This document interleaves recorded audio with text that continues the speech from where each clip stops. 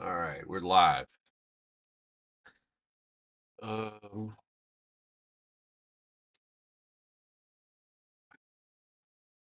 hey, you should go get coffee. Market is fucked. I mean, depends on if you like it this way, then the market's all lathered up. But I mean, I guess no, I don't think. I mean, I don't know. Market fuckery does lie underneath this level.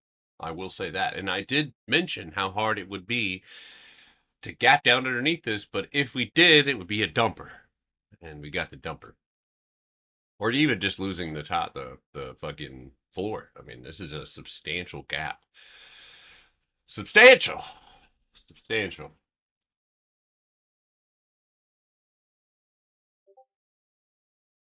I think that's the translation. I don't know. You can translate the actual text that people send. Yesterday, I ordered translating earpieces. Why? Didn't have a reason, except for the fact that I had roofing guys come over who didn't speak English. We had a great time though. It was so awesome. I liked it. We used the phone and communicated that way. But I was like, damn, it'd be sick if I could fucking eavesdrop on people. Look at that gringo. All right. TikTok, YouTube, we're good. All right. So let's really quickly. Barclays raises the price target for the S&P 500. Oh my God. It's like I'm in the same market as I was last time. All right, folks. Let's do it. All right. So this morning, NASDAQ futures dropped over 2%, leading Wall Street losses as fears of U.S. rate hikes and AI related corporate spending hurt sentiment. European Stock 600, they didn't really think of that name, with tech stocks heading towards their steepest fall since February as investors reassess firms that surged earlier this quarter on AI optimism. In Asia, South Korea's KOSPI, or KOSPI, sank nearly 10%, marking its sharpest, deepest decline in over 3 months. As foreign investors offloaded chip stocks, Japan's Nikkei fell as 1 week to a 1 week low. As investors moved to take profits, mainland China and Hong Kong shares were also closed lower. Commodities weakened, with all oil extending losses on signs of progress in restoring flows through the Strait of Hormuz after the U.S.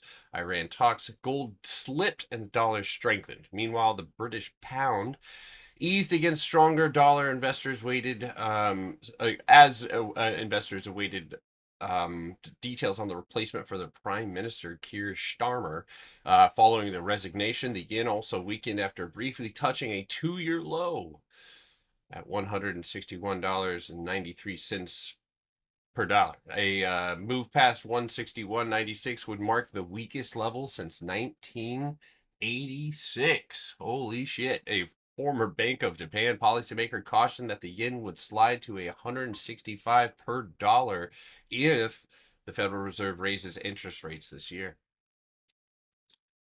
Oh. 1966, you said? Yeah. 1986. Woo! 1986. 86. That's Sorry. not good. That's not good. Things are getting weird.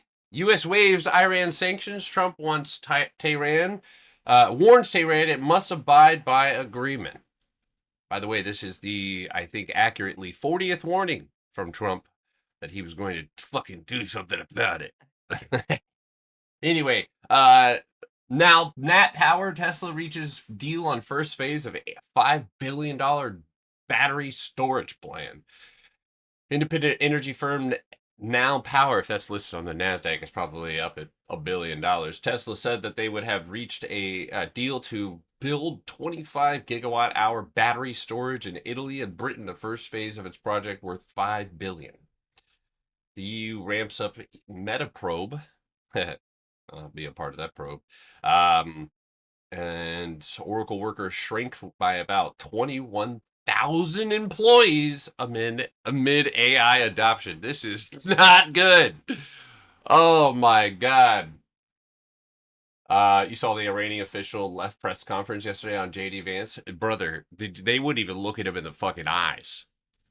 I mean, you could tell, and he's such an awkward individual. Like you could tell, like he went to private school, like a real private school, like one that even people in private school can't even get into. But anyway, um, hey Potter and the crew, I just came across this Kenny Glick guy. Is he legit? He's a scalper, and he only trades, I think, S&P. So I don't fuck with him. I just don't know those people, but I just if I see them, I don't fuck with them because it has nothing to do with me. I don't yeah, I've watched them a couple times, like for maybe 20 seconds at a time. Not a fan, not a fan, but I'm just wasn't like, oh yeah, look at this guy, he's so good. Um, I'm not a big fan of scalping. I don't think that it's something that should be advertised to other people. If you're really good at scalping, that's because you're really good at scalping. That's not something that most people can do. And I think most people know that it takes years and years of market experience that can be wasted trying to scalp versus capturing market movement and then using some of your profits to try to learn how to do that, which is what I've done. I gave up scalping, I gave up day trading, I made money swing trading, and then I got good at day trading, and then I got good at scalping. Still shaky when it comes to some scalps, but if I have my hotkeys set up, I'm good to go.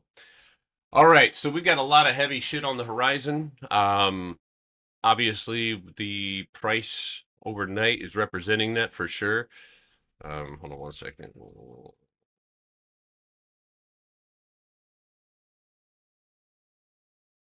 Okay, I've been pushing grab just before market close. Oh shit, rise and shine. Let's go.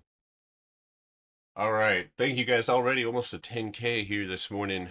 Tapping the screen. I appreciate you. All right, let's go ahead and take a look at our major ETFs 24-hour candle open.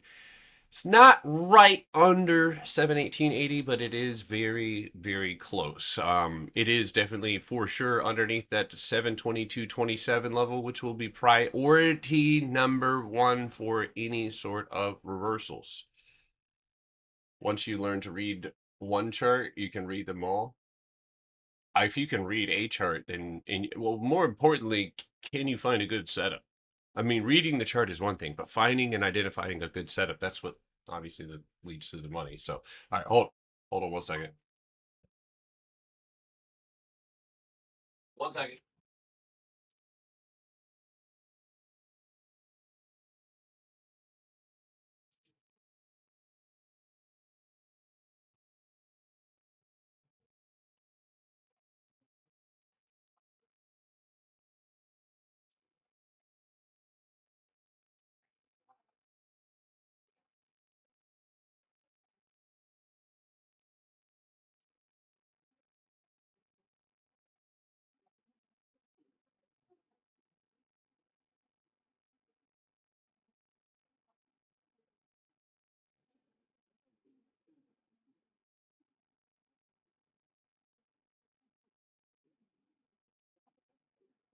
All right. So anyway, back to what I was saying here. Um, Obviously, you guys know I've talked about me being short. I hope everybody got that gist.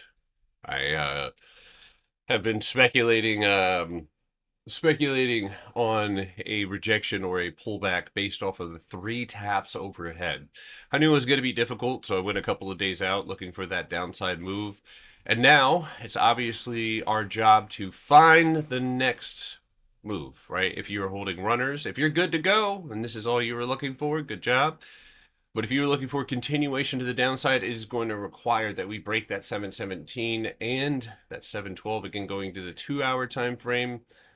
There's that box. There's that empty space. So it might be 705 that we end up seeing. Now, ultimately, guys, my goal, and we are on the 1 hour, definitely underneath 721. So we can go ahead and come to a smooth motherfucking conclusion. Above 721.83, we have a chance to retest, move back up. And this could play right into the hands of the channel that I was pointing out or referencing earlier. Now, again, right now we are under those levels. So we can still be looking at the potential for price to drop further into that 708 and 705 directly underneath us, okay? What are you guys talking about? I forgot how much Potter drips with style. Got to put a t-shirt on. I appreciate that though. There once was a time where Potter was dripless, arid, if you will. Thank you. Anyway, but so if you're looking for a continuation of the downside, that's what I'm looking for. Punch through this box. If you're looking for any sort of upside, you could be on both sides. That's going to be above that floor for a 729.41 retest. All right. All right. Now, again, profits. I'm already in them. So we're good. I can take profit. I can skedaddle if it dumps more. Good on me. All right. Now, taking a look at SPY. Le SPY. It looks like I might have been correct. We talked about an alternative yesterday if we were able to hold, but I did talk about a retest of 740. Not my cup of tea, but I tell you what, we are very close to going a little further down. Watch for a 729.85 target today below your pre-market lows, which would be orb. So watch that orb price 733 to 729.67 if we drop underneath. Any sort of reversal would likely be found on the 739 level on the hourly 30-minute time frame, 24-hour time frame. You are definitely well underneath some of these sell levels. So we'll see what we get. Now, I want to remind everybody that as much as I love the potential for continuation of the downside, we are still in range inside of a much larger range. And I want to take this time to go ahead and point this out, right? There was many times in here. Yes, we saw considerable pullbacks. Yes, that's what I'm looking for now. But ultimately, what's going to matter is that if we can't, the bottom of the floor, right around the $700 mark, is where we should expect price to try to bounce, because ultimately we could be looking at the next phase, right, of a much larger range. Very similar to what we saw here. Things got heavy and then they pulled back. I traded that. Then we ripped ass, the hardest ass we've ever ripped in my time. And now we obviously have that very similar same setup. So, all right. Yeah. So you're saying full port. Oh my God. That's not what I'm saying. That's not what I'm saying for sure. You know what? Hold on one second. Let me ask.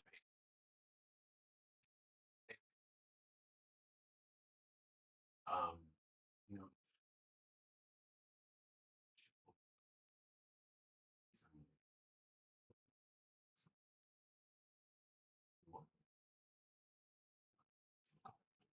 all right.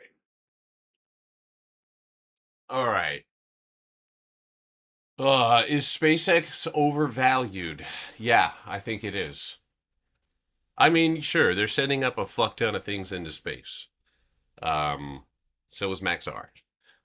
I don't think they're worth that much right now, but I'm sure as they achieve more government contracts and more contracts with other entities around the world, I'm sure selling trips to space is going to be quite profitable. So, and I assume by the price action that I'm seeing on the chart that they would want to sink it lower, give themselves a better buying opportunity for the long haul, like most of those IPOs. They're not gonna let fucking the regulars have a piece of that quite yet. Dude, I remember when fucking Warren Buffett bought Snow, and everybody was like, "Oh my god, Snow!" And then for the next year, it fucking dumped. And it was like, "Oh my god!" All right. Anyway, so that's the QQQ. That's SPY, and let's take a look at IWM for the affordability that it provides. I have a target here this morning. I think you guys can probably spot this pretty quickly. That's going to be 291.44 directly underneath us. However, well, let's go over a couple key points here. Any sort of upside reversals would be above your orb, right? That's going to be 295. So any gap fill upside potential would be off of that. Now, underneath us, we have a floor right here at 291.82. That's what I'm talking about hitting. There's a good chance that if that gets hit, you can look for a 289.85. Now, let's talk about what happens after, because could we be seeing a lead and lag? So did you miss the cues? Might be okay for you to start looking at the possibility, because what gapped down underneath levels and what did not. This, sure, it gapped down underneath the 295.75 level, but it's not underneath levels that can't be bounced off of, right? Or reversed upon. So these levels, like 291.82 and of course 289.70, would be levels that would need to be lost in order for us to achieve what I think could be a really profitable play down into IWM's gap region. We're trying to tickle the gap. So something to watch for. All right. Now I'm not going to, obviously, with the rest of the market already having gap down and being at bounce levels, if we find ourselves bouncing off of 291.88, keep what I just said in the back of your mind, because obviously by the end of the day, we'll be looking for signs of that potential continuation. Or, I mean, obviously, if these things do break intraday, you can start aiming. If things are moving fast, go with a little bit of a longer expiration. Give yourself some cushion. Mamma fucking mia. All right. Mamma mia. Sorry if you're Italian. If you're Italian, I am sorry. All right. Why, was that offensive? It could be. I don't know. I'm not Italian. All right. Oui, oui. Oh, that's French. Never mind. Dude, What you talking about? I'm not a big sports guy, but I did watch a little bit. I've been watching FIFA, and I watched Jameis Winston going over the fucking, just covering the Super Bowl. And like he straight up goes, "Wee wee." Oh wait, that's French. He just got like dubbed a knight by a bunch of English guys, and he's like, "Wee wee," bro. That shit was hilarious. Funny guy. I love that guy. Dude, he's so funny, bro. He's actually unintentionally like hilarious. He's a funny. He clearly has autism. All right. If you guys have anything you want me to take a look at, go ahead and drop your guys' request now. Now, last night I did mention, before I go any further, that I did see a strong possibility, um, if you were long, for the need to hedge. So hopefully you did that.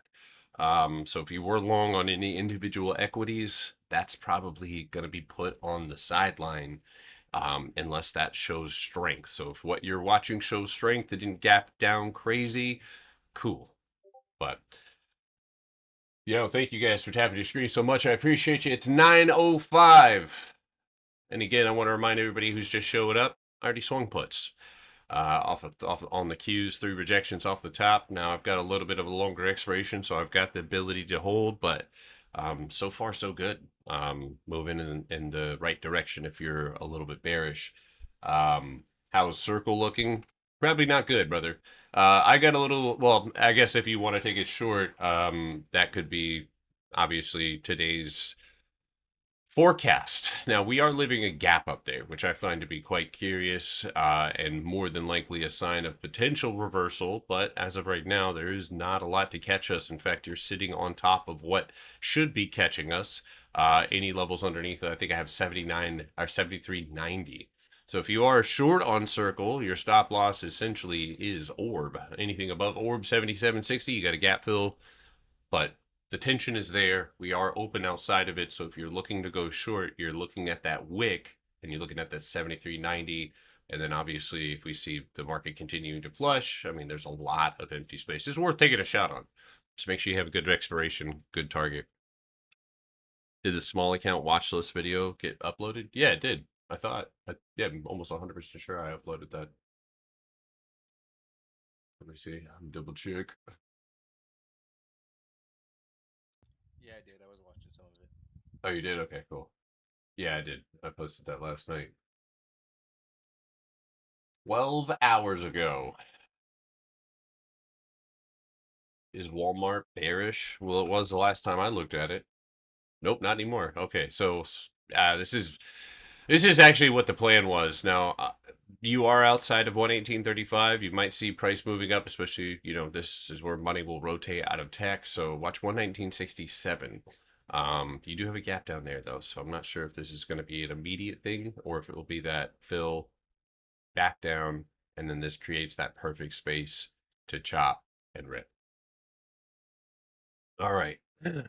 See what else do we got? All right. Can you explain your orb? I thought it was first 15-minute market open. Orb is opening range breakout. There is no 15-minute orb. I mean, unless you're using the 15-minute candle above orb. Orb is, and I listen, I don't think I've ever found anybody online ever showing people orb in a good way, like in a way that ever. And I've seen a lot of dudes that are trying to pitch orb, and not that I don't like it, it's not a strategy. It's not a fucking strategy. I'll die on that hill. It is a tool that you can use within a strategy, because without knowing where orb will allow you to go, then what the fuck is the point of orb? You're just taking it at opening range highs and aiming for a percentage gain? That's stupid. That's guessing. But that being said, with orb, like for example, like if I was to say circle, right? Circle's upside orb would simultaneously be a floor on the 24-hour time frame. So taking orb on circle would allow for me to take the gap fill, right? So I want orb, like if we gapped up to 84.75, the orb overhead orb would be the 84. It's literally just the top and bottom of your range. Period. It's just the top and bottom of the range that was created in pre-market. So yeah, you have to have more than orb. You do. It is incomplete. It is incomplete. And I just I run my mouth online. Yeah, I know you guys know that, but I saw somebody teaching orb, and he was like, he literally, as I'm scrolling past and like watching for a second, he's like, orb is all you need. And I'm like listening for a second, and he was like, 10% outside of that opening range, take profit, not on the stock, on the option. 10%. I'm like, dude, that's guessing. You have no idea what's happening. So yeah, pre-market highs, pre-market lows. All right. Go ahead and drop those requests, guys. You talked about Mia last night. It's looking good this morning, heading to 650. You are correct. It looked very heavy. That's one of the things I concluded off of this one. So yeah, if you only have one level to break, and that's 630 with a first target of $6, with the potential with a longer expiration to try to take it down to 515. Also, Ivy, I want to talk to you about your last couple trades, if you have time, at some point today. I want to see which trades you've taken. You should send me your orders that got filled in and out for the last week. I want to see them. Please. It's a trap. It probably is, but it's a good trap. I didn't get a chance to talk to her because I saw some of the plays that she was taking. I did see catch SMCI. I hope you're able to take profit or whatever on that one. But pre-market highs and pre-market lows in which time frame? I mean, it's pre-market lows and pre-market. I mean, I can see this on the 30-minute. I can see it on the hourly. I can see it on the 4-hour on Circle.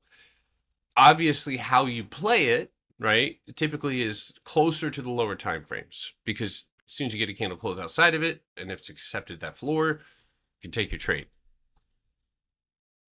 Orb is a tool that I use to get into higher time frame plays on the lower time frame. Okay. Yeah.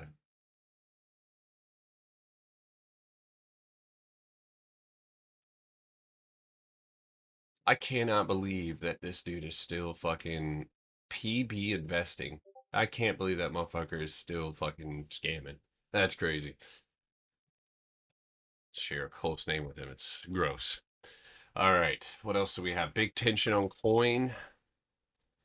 Well, you had tension.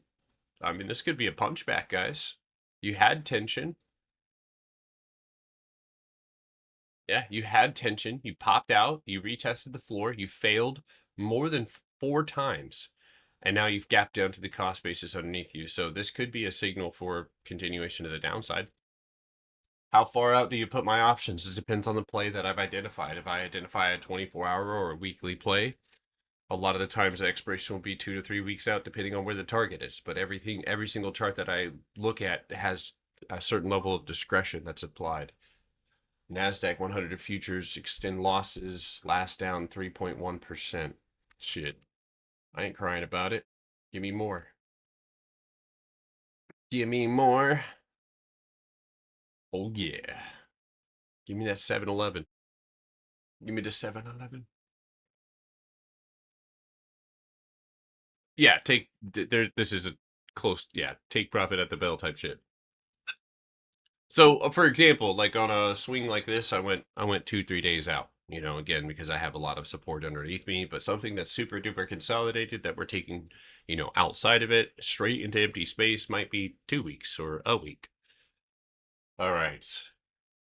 Look at me. Oh, Jamie saying stuff.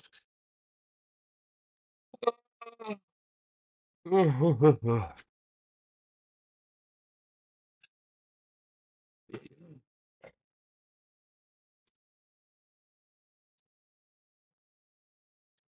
second. Oh.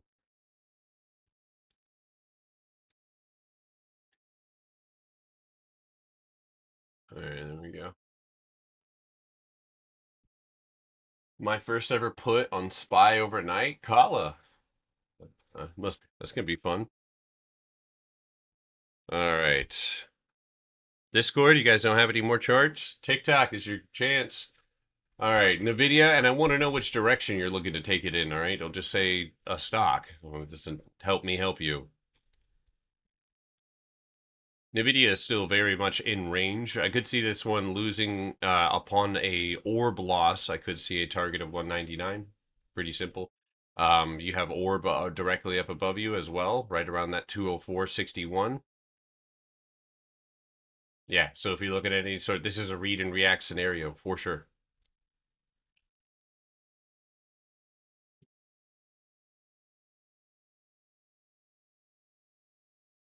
Thoughts on the Alpha equity play? Was thinking of adding, sitting on the top of cost basis at the moment. Everything is all right, obviously with the market conditions right now, if this thing ever loads. Yeah. Right now, I personally would love to see a tap off of 59.65. That would be mucho preferdo. Hold on one second. Everything is blue skies to me.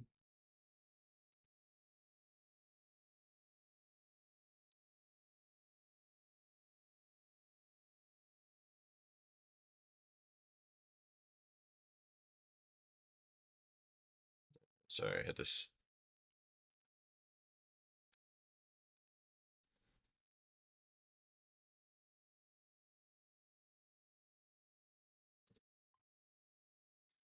See, made Amazon 15-minute box upside.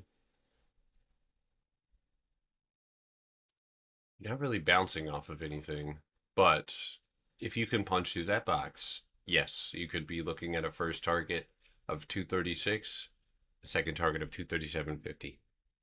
Depends on what the market does from there, but yeah, I mean, it doesn't look bad.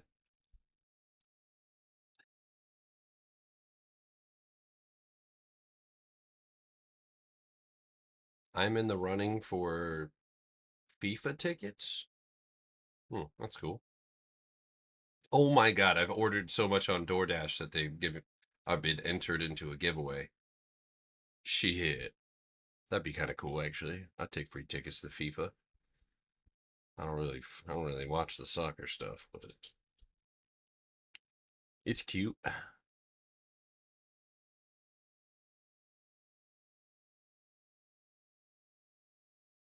Sorry, one second, guys.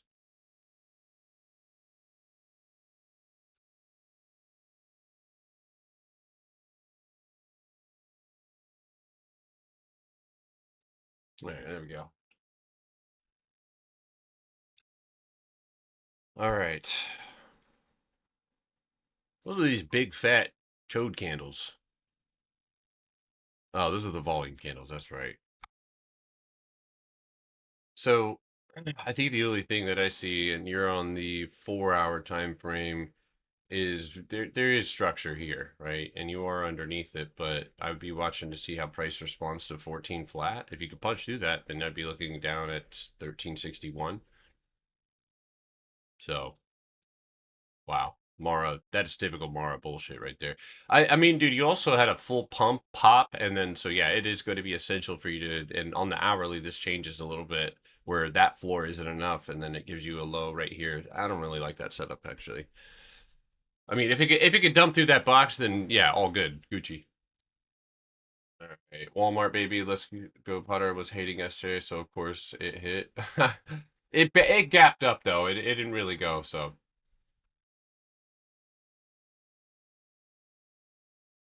All right, TikTok and YouTube, we're getting close to the time here. If everybody's heading down, there's a lot of space underneath Twilio. You are not lying. There's a lot of space underneath. You've dumped a lot to get here, but yeah, underneath your wicks at 170, 190, 179.31.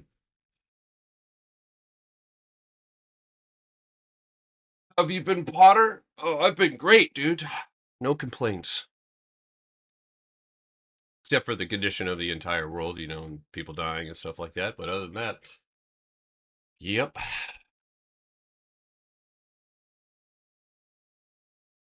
All right, let's see here. How's Netflix doing?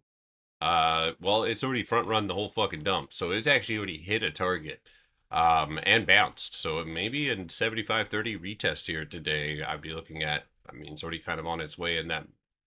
Yeah, I'd be looking at a imbalance 75.40 target, and then if you can get runners 76.44. Where's my coffee? My coffee's on the way, actually. Wait, oh my god, I haven't told you. El Shivo and I officially got married and moved in about 2 weeks ago. Giselle! El Shivo! Oh my god, I could tackle you right now, Shivo. Dude, I'm just watching people grow up. Have kids. It's so beautiful. Oh, dude, I'm not gonna lie though. That makes my heart happy. I'm so happy for you guys, dude. Fuck yeah, congratulations. Yeah, what was the? Yeah, hold on, hold on. I take that back. Where was the wedding invite? What was it at, Giselle? Yeah, we're not the groomsmen, bro. What happened, El Chivo? They probably eloped. They probably eloped. I'm guessing probably elopement. What am I right, Giselle, or not? Or is it close family and Bring friends? the banda, bro. It's probably exactly why they didn't invite us. They did elope. They did. They did. That's awesome, dude. That's so good. That's yeah, I guess it. That's amazing. That's amazing. Yeah. It was only our siblings and our parents. Oh, that's the best. That's the best. Congratulations. That's so good. Oh man, dude, I've seen fucking Shivo since he was just a wee lad. Congrats, Shivo. Congrats, you and your new wife. It's amazing. Yeah. Yeah. AVGO. Let's see here. Let's see if it, oh.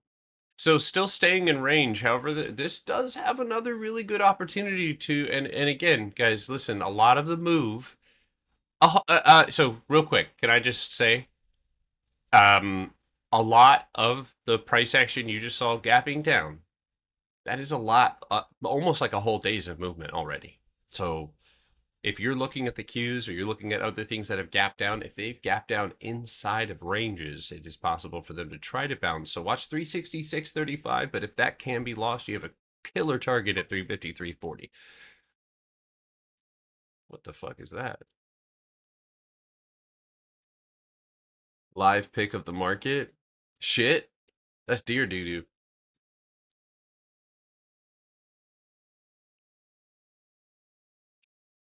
Netflix is showing strength pre-market. Does that mean the move already happened? No, it's just bounced. It's hit a target that it can't flush through. It's already led the dump. SMCI. Listen, this one got sucked right back underneath, and you got to chalk that one up to the game. It does still have the potential, but I would say that 3230 is going to have to bounce hard. So, but yeah, that's that first bounce level. Otherwise, I don't really have a. You said CCL got nuked. Not bad, man. Not bad. Yeah, it wasn't my favorite setup, but the fact that it filled all of its empty space got heavy, and yeah, it looks good now. Sinking right to the top of that box. Holy shit! Yeah, you're dumping hard, bro.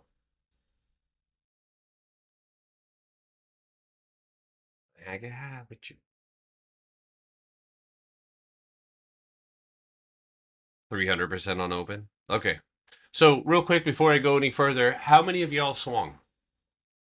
Or if you swung up, did you swing hedges?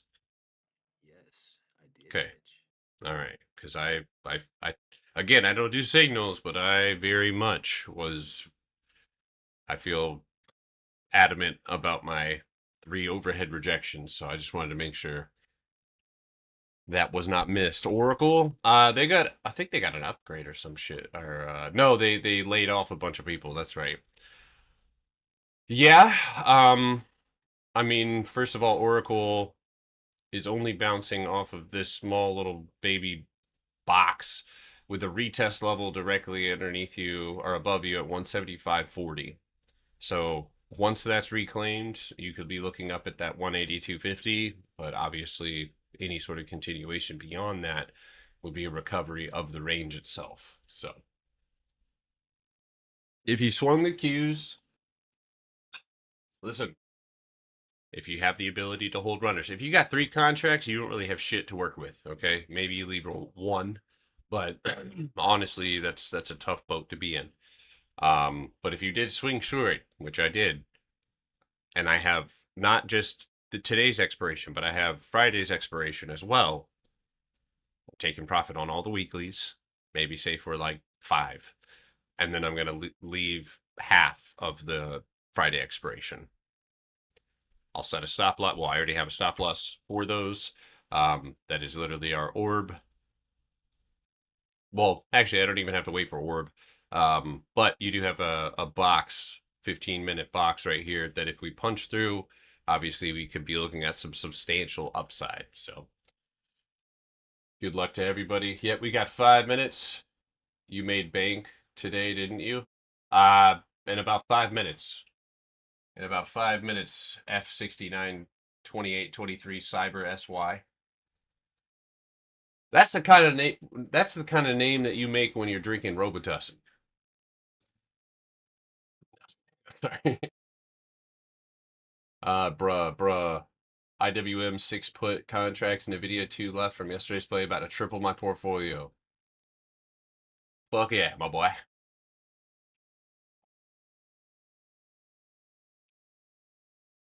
Do you use a psychological stop or do you set a stop loss? I have a psychological stop loss.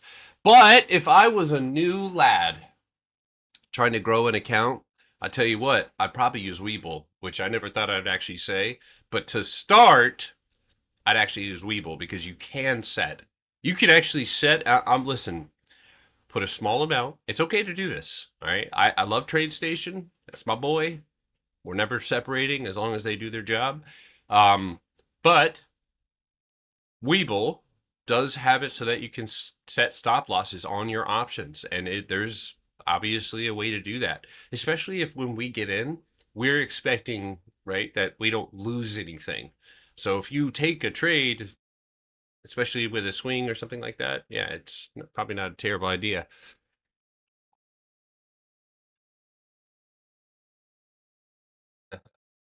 I love that, dude. One of my favorite things in the whole world, y'all, is literally opening up, market open, and we have already made the move. That is why I do this, because I don't want to sit in front of my computer screen, and you shouldn't either. You got a life to live. You don't want to die and tell whatever entity we meet, be like, yeah, I was just trading stocks, man. It's just fucking couldn't stop.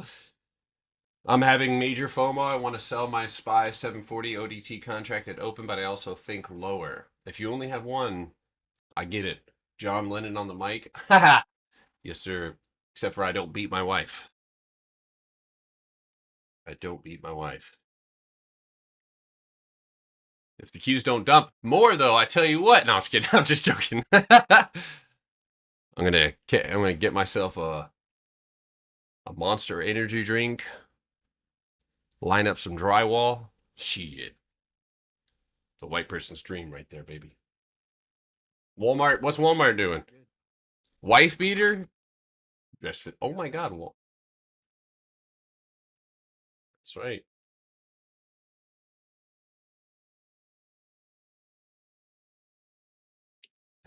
One of the funniest things I ever seen in my life is in the South, people don't just like randomly fight. A lot of times they'll be like, meet me at the power lines, and they'll fight.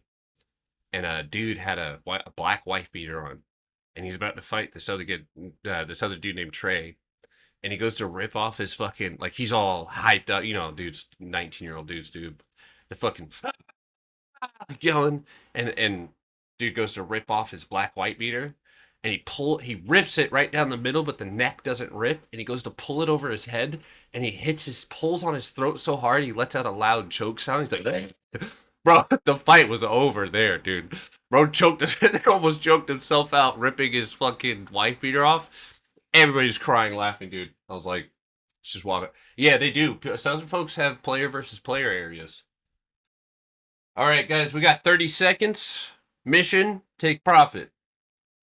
Second objective, see if we have the ability to hold runners. Third objective, twerk once you get that money. All right. Dude, Walmart's ripping ass. Walmart is ripping the ass. So good on you. Yeah. Let's see if you can get up through that box. Walmart PP touch. Okay. 5 seconds. Take a deep breath. It's all good. Dung dung ding ding dong dong ding ding ding. Oh, nothing like a 247% trade to the downside. Oi. Oh, nothing like a contract that's worth $525. Oh my God.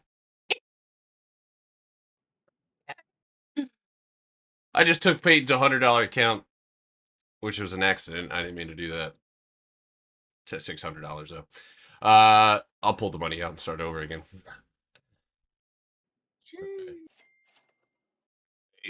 And I am trimming right here. Sell to some fucking dork. Have my contract, dork. Yeah, baby. Oh, buy the contract. Buy the contract, my boy. Oh, oh. I don't look at my P&L always. I just, like, I'll click on the... Oh, my God. Oh, my God. You need to learn your ways, my ways. All you got to do is learn to count to 3, baby. No, I was kidding. That was actually the pretense behind taking this short, so.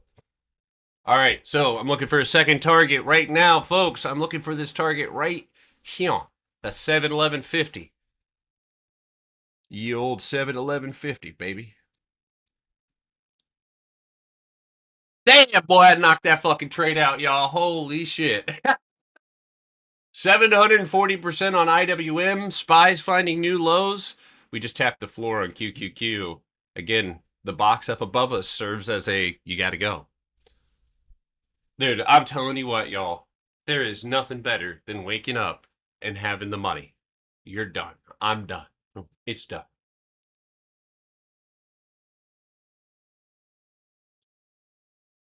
In Miami is a free-for-all? Oh, shit.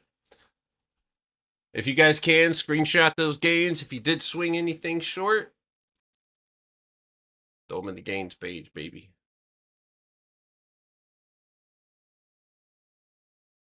All right, we're getting that bounce off of the floor, so you can clear those runners out if you'd like, but we're going to look and see, and obviously we're looking to see whether or not price can bounce up, hold the floor, punch back, and get back up above 720.50, where price can move into the 722.50s and maybe beyond. I'd be looking at 725.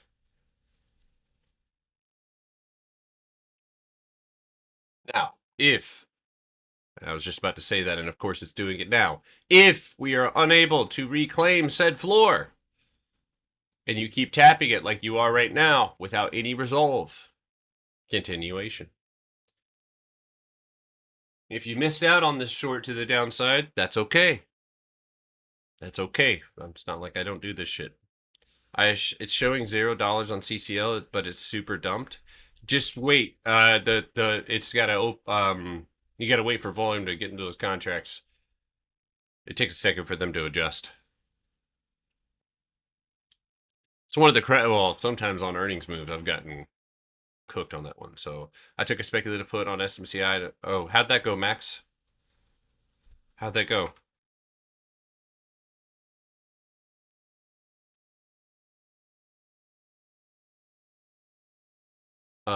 Oh, another stream.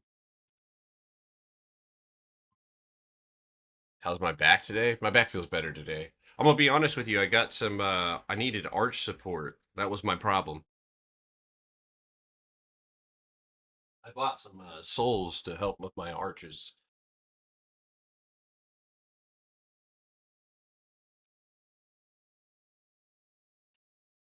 Yeah, if anybody inside of the Discord can reshare this screen, that would be great. But if not, that's okay. I'll pull it up in just a second. Guys, unfortunately, I got to find a resolution for that because the only alternative is I start a stage, which means that you can't talk, which I don't want. I like that people are able to talk here. Profile is up 26% this morning. Going to the beach. Enjoy your day, or enjoy the day. Hell yeah, man. Dude, yeah, if you guys are new, just wait. I've been holding 737 puts for weeks now because of Mercury retrograde, which will be in RX at the 29th. Hell yeah, Shirley. Mercury retrograde. Pluto's in Gatorade. I'm down with it, dude. Whatever makes the candles move. I tell you what, the moon cycles fucking slap, though. Especially on Bitcoin.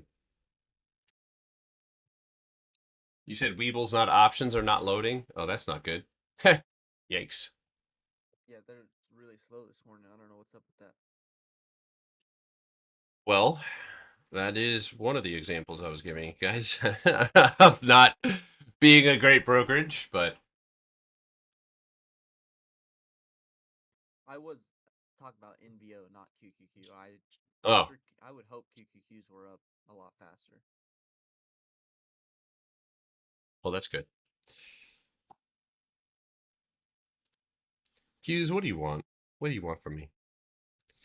All right, anything from here is only speculative. Don't fucking burn through your P&L, guys. Or don't burn through your goddamn buying power. All right, trying to capture this shit. I just watched contracts go from $300 to $200. People are getting faded right now. I want everybody to remember we just made an entire day's move in one day. Okay? So just because you didn't catch it doesn't mean you get to. You probably are not going to be able to without patience. Also, we did get a rejection off of 717. It hasn't lost anything yet, but if it's able to lose that floor at 713.87, yes, we will be looking for continuation to 711. Also, if you hopefully didn't front run any calls, right? You didn't reclaim the floor.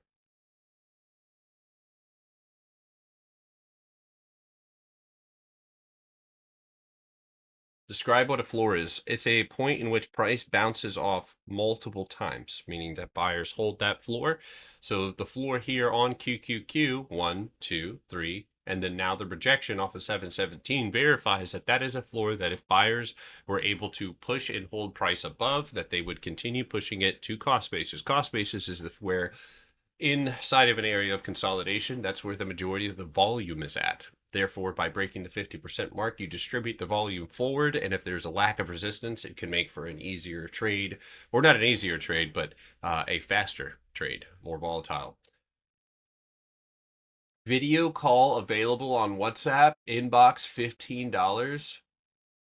Come on, bro. Go back to the drawing pages, dude. That scam is whack. There's got to be a better scam than that, dude. Life insurance scam, something. Holy shit. Y'all are falling off.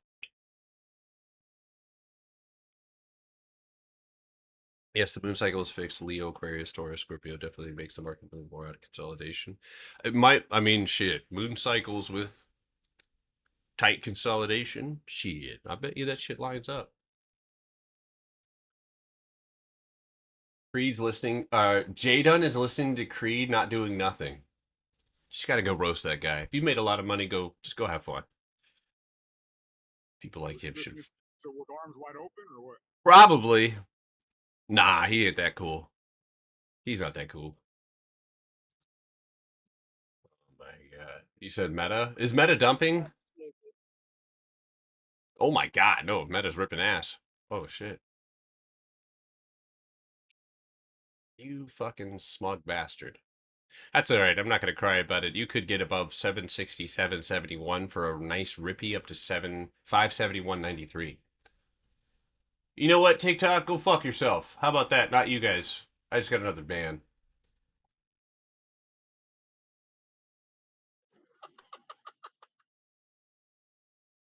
Why not just double down? You know what I mean? Damn, that actually is moving really well. Can we wild out now then, partner? Can you while out? Yeah, I don't give a fuck. If you made a bag, while out, dude.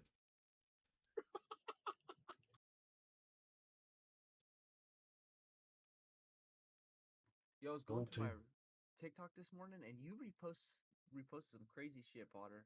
I don't know what you're talking about, dude. AI pigeon talking or something. What are you talking about, dude? Dude, do you have anything to substantiate your claims? AI pigeon talking? What are you watching, Potter? What's it, dude? Not only watching, but reposting. Like, what's going on here? It was like, I felt like I was being harassed by Potter through the phone, like low key.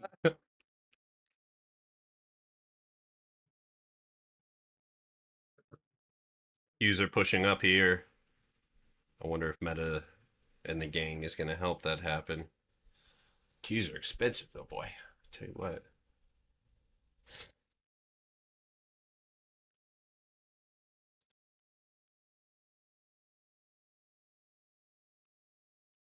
Infamous is better than famous, less personal, less responsibilities to the public.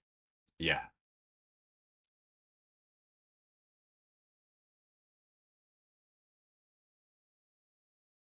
Go look at live. I posted this. You reposted this.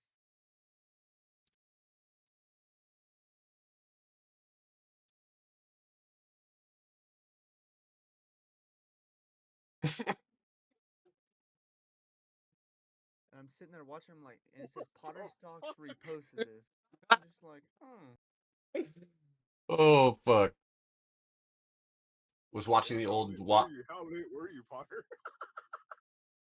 I was lit. Floor's getting reclaimed here on the queues. I already grabbed something a little speculative on a potential push up. Again, I'm in the 627 areas because I'm not putting a whole. I just made a bag, so I'm not going to put a whole lot of money to the upside. I'm still holding some downside, but obviously with us threatening a potential punchback, grab some cheap. Well, they weren't that cheap actually.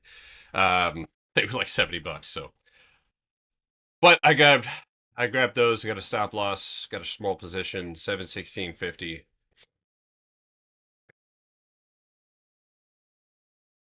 Was watching the old workshop videos. Your advice on watching stocks on multiple time frames at once is peak. Oh my god, dude, it helps me so much. Yes, Webull is not loading options right now, apparently, for people. Did you get some Google 6% down? No, I traded the Qs down. Oh shit! Look at everything is ripping back up. So keep an eye on the Qs. Yeah, Apple. Oh my god, dude, Apple could not lose 294. Dude, y'all, Apple might want that overhead high. It might want to go break that 301 and fill that empty space to the upside. So keep an eye on that one. That is technically consolidation break. If we get up there, ES is reclaiming the floor here as well. Your Webull is working. Why is the market tank? I don't know. I just took it short because of 3 rejections off of the top. Simple. 3 rejections at the top, and Israel exist. Israel literally just somehow exist, and as long as they exist, they're gonna be fucking things up when it comes to geopolitical issues in the Middle East. That's just how it goes. That's just how it is. Yeah, I'm not in a bunch of things that are ripping, but I am watching. Meta had a great bounce up there. I'm going to keep my eyes on that one because that is a straightforward bounce on the floor. But now I want to see if it can go and push past. I missed it, so.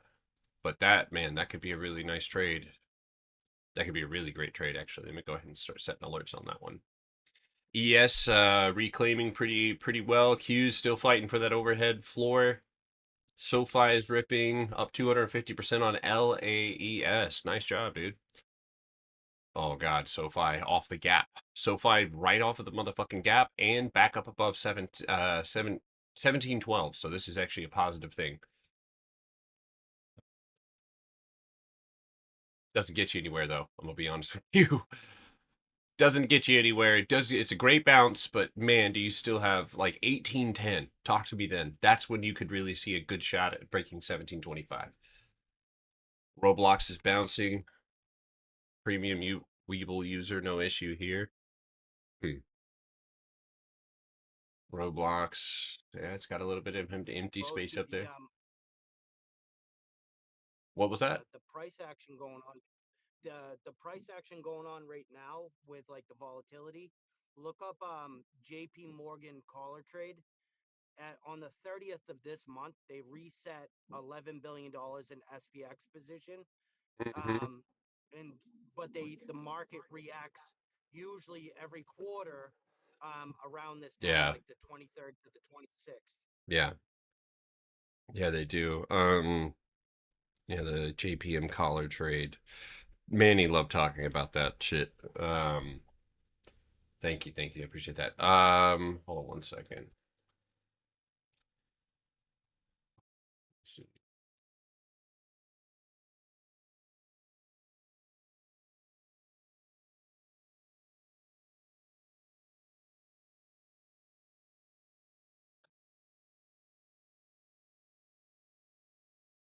Yeah, large option collar trades. $22 billion in value.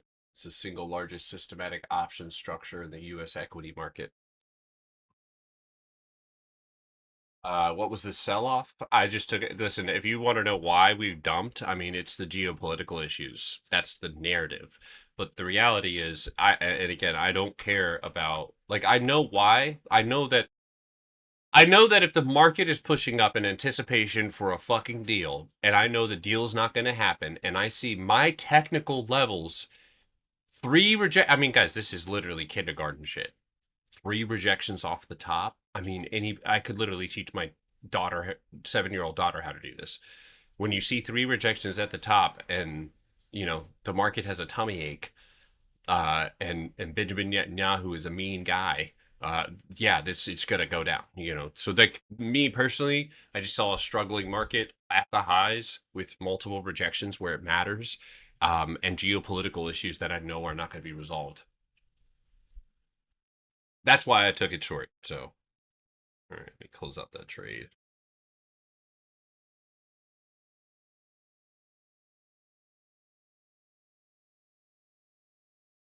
No, not buy. Fuck! I just almost buy. Oh my god, no, I meant to sell 10, not buy 10. No. Yeah, and there we go.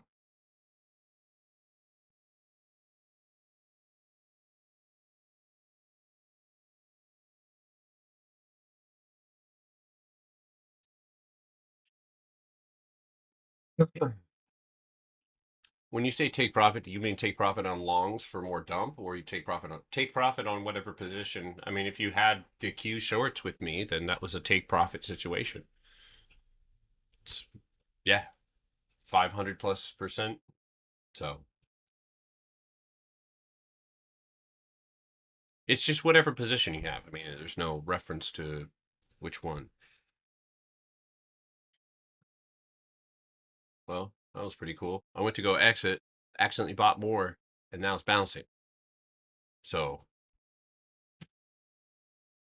now I got more than I wanted to. But can we fucking grab the floor? Yeah?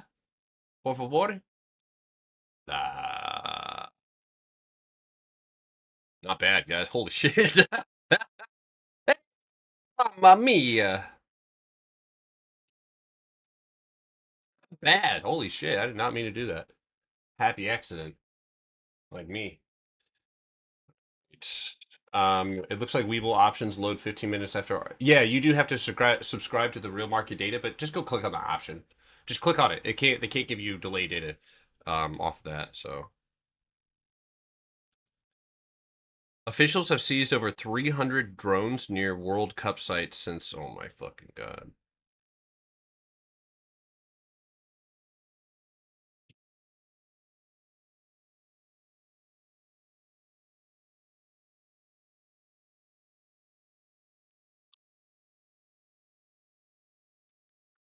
All right, back down to my original position since I was able to just grab some free money out of that. Holy shit.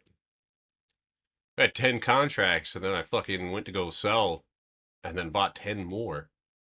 20 contracts. Then it popped, hit cost basis. I just trimmed off the excess and now I'm going to leave that there, I guess.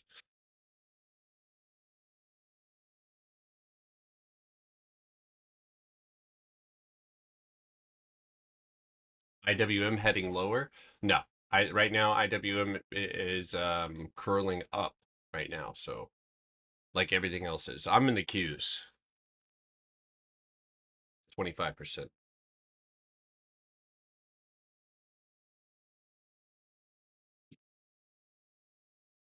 Broken shit with that I say. And nothing. Poor ICT traders think it fell from liquidity sweeps and not MU and Korea tanking. I think ICT traders are fucking cursed, bro. I mean, it's like accepting a curse. Oh yeah, let me follow the guy who over narrates the market and goes to the Robbins Cup every fucking year and blows his account. That's the guy I want to follow. And then the dude hates another guy who goes to the Robbins Cup and wins. And people don't follow the winning guy. They follow the fucking ICT loser. I don't fucking get it.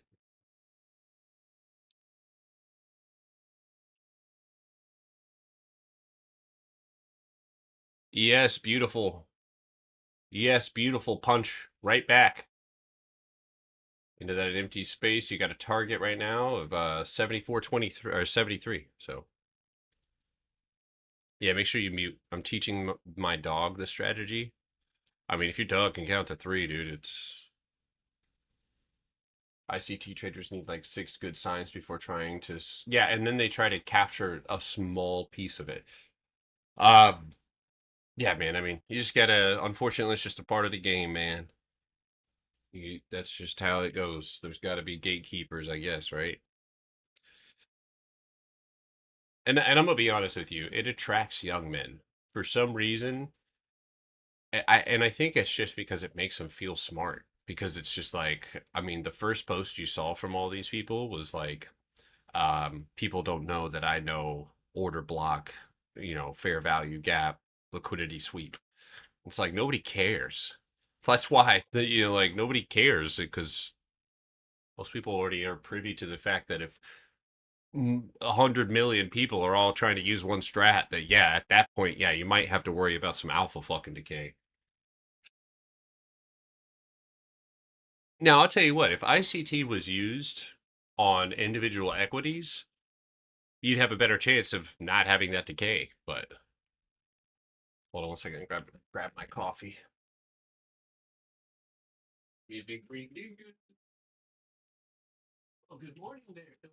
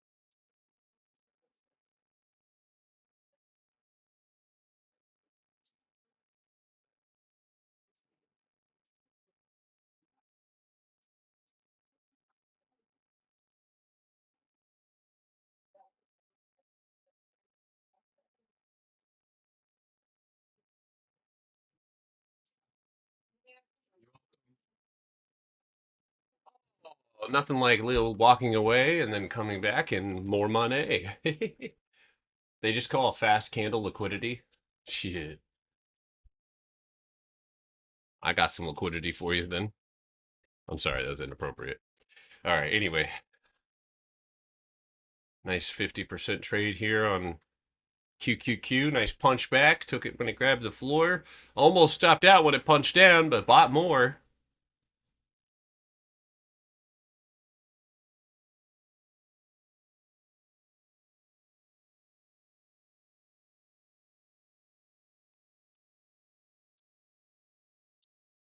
So I'm going to, yeah, it's going to be, folks, it's got to be 721.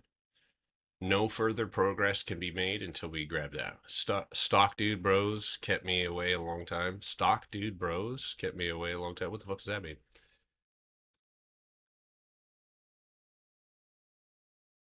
Not bad, guys. Not bad little trade here. Anybody grab the Qs or IWM or SPY? I'll grab some IWM call. MNQs. Cool. Just a little trade after the gap down. Take profit on the gap down. Play it a little bit back up. Right now I've got good stop losses set. I don't want to fall back down below cost basis at 718. And I know that this overhead resistance does count as a new high. So that has to be broken. IWM. Okay, IWM is at this pre-market high right now. This is where we're going to find out.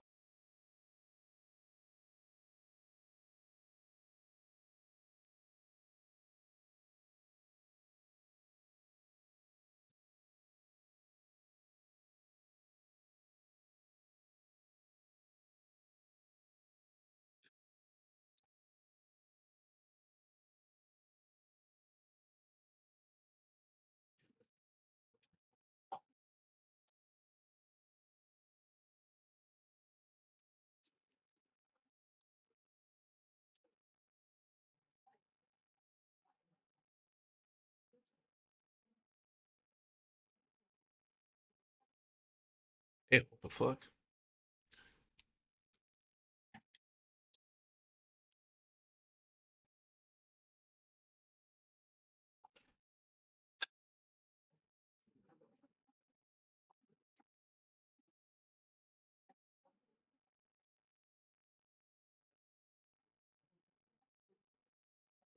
Should pull back.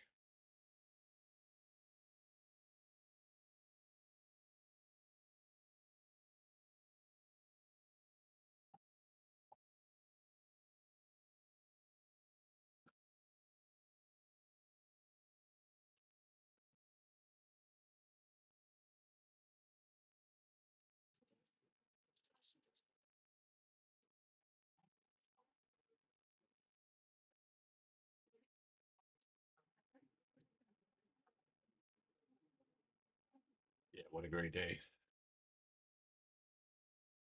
Should be done before 10:30 here. My question is are they going to stop the upside? And I haven't done it on like Meta. Let's see, Meta. Yeah, Meta is doing exactly what it should. Apple's ripping through, or actually already ripped through its empty space. You're done, Baby Joker? Hell yeah, brother.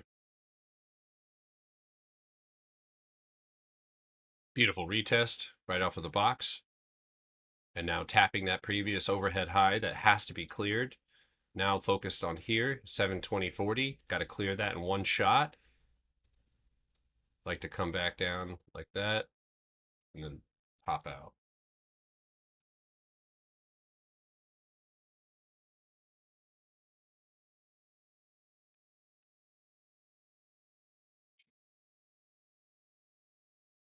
Up and up, yeah, they're a little expensive. God damn, that was a nice fucking bounce right there. Holy shit.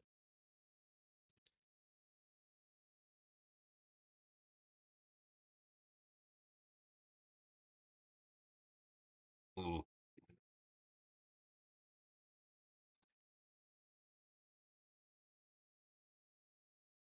I haven't had problems with people. That's good. Yeah, it's hit or miss with some people.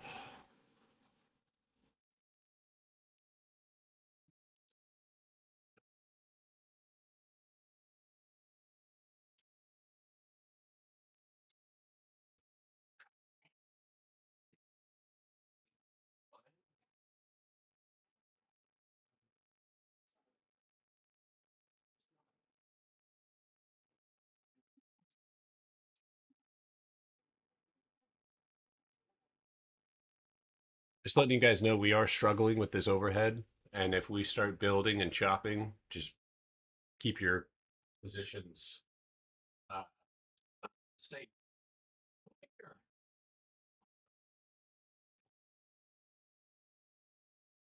My son. Are we balling today, my boy? Might have to get you 2 chains. Try to get 2 chains.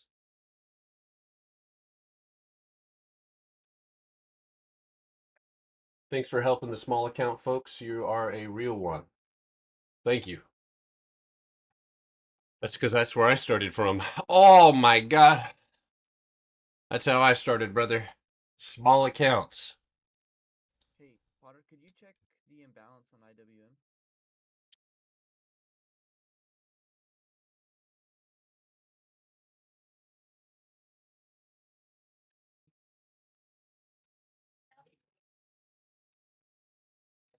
Seven or 296.83. Thank you. Yep. That can cause neck and spine problems for your cat. What can? Holding him?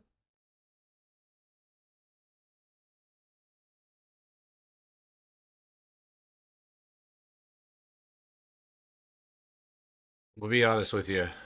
I don't do too much of that. But I've been holding this girl right here for 13 years. She is, for a 13-year-old cat who does not like to be held, she's doing good. Yeah, look at her. 13, look how she's just a big chunky girl. Look at Daddy's making big bags. Oh shit. Just unplugged my fucking headphones.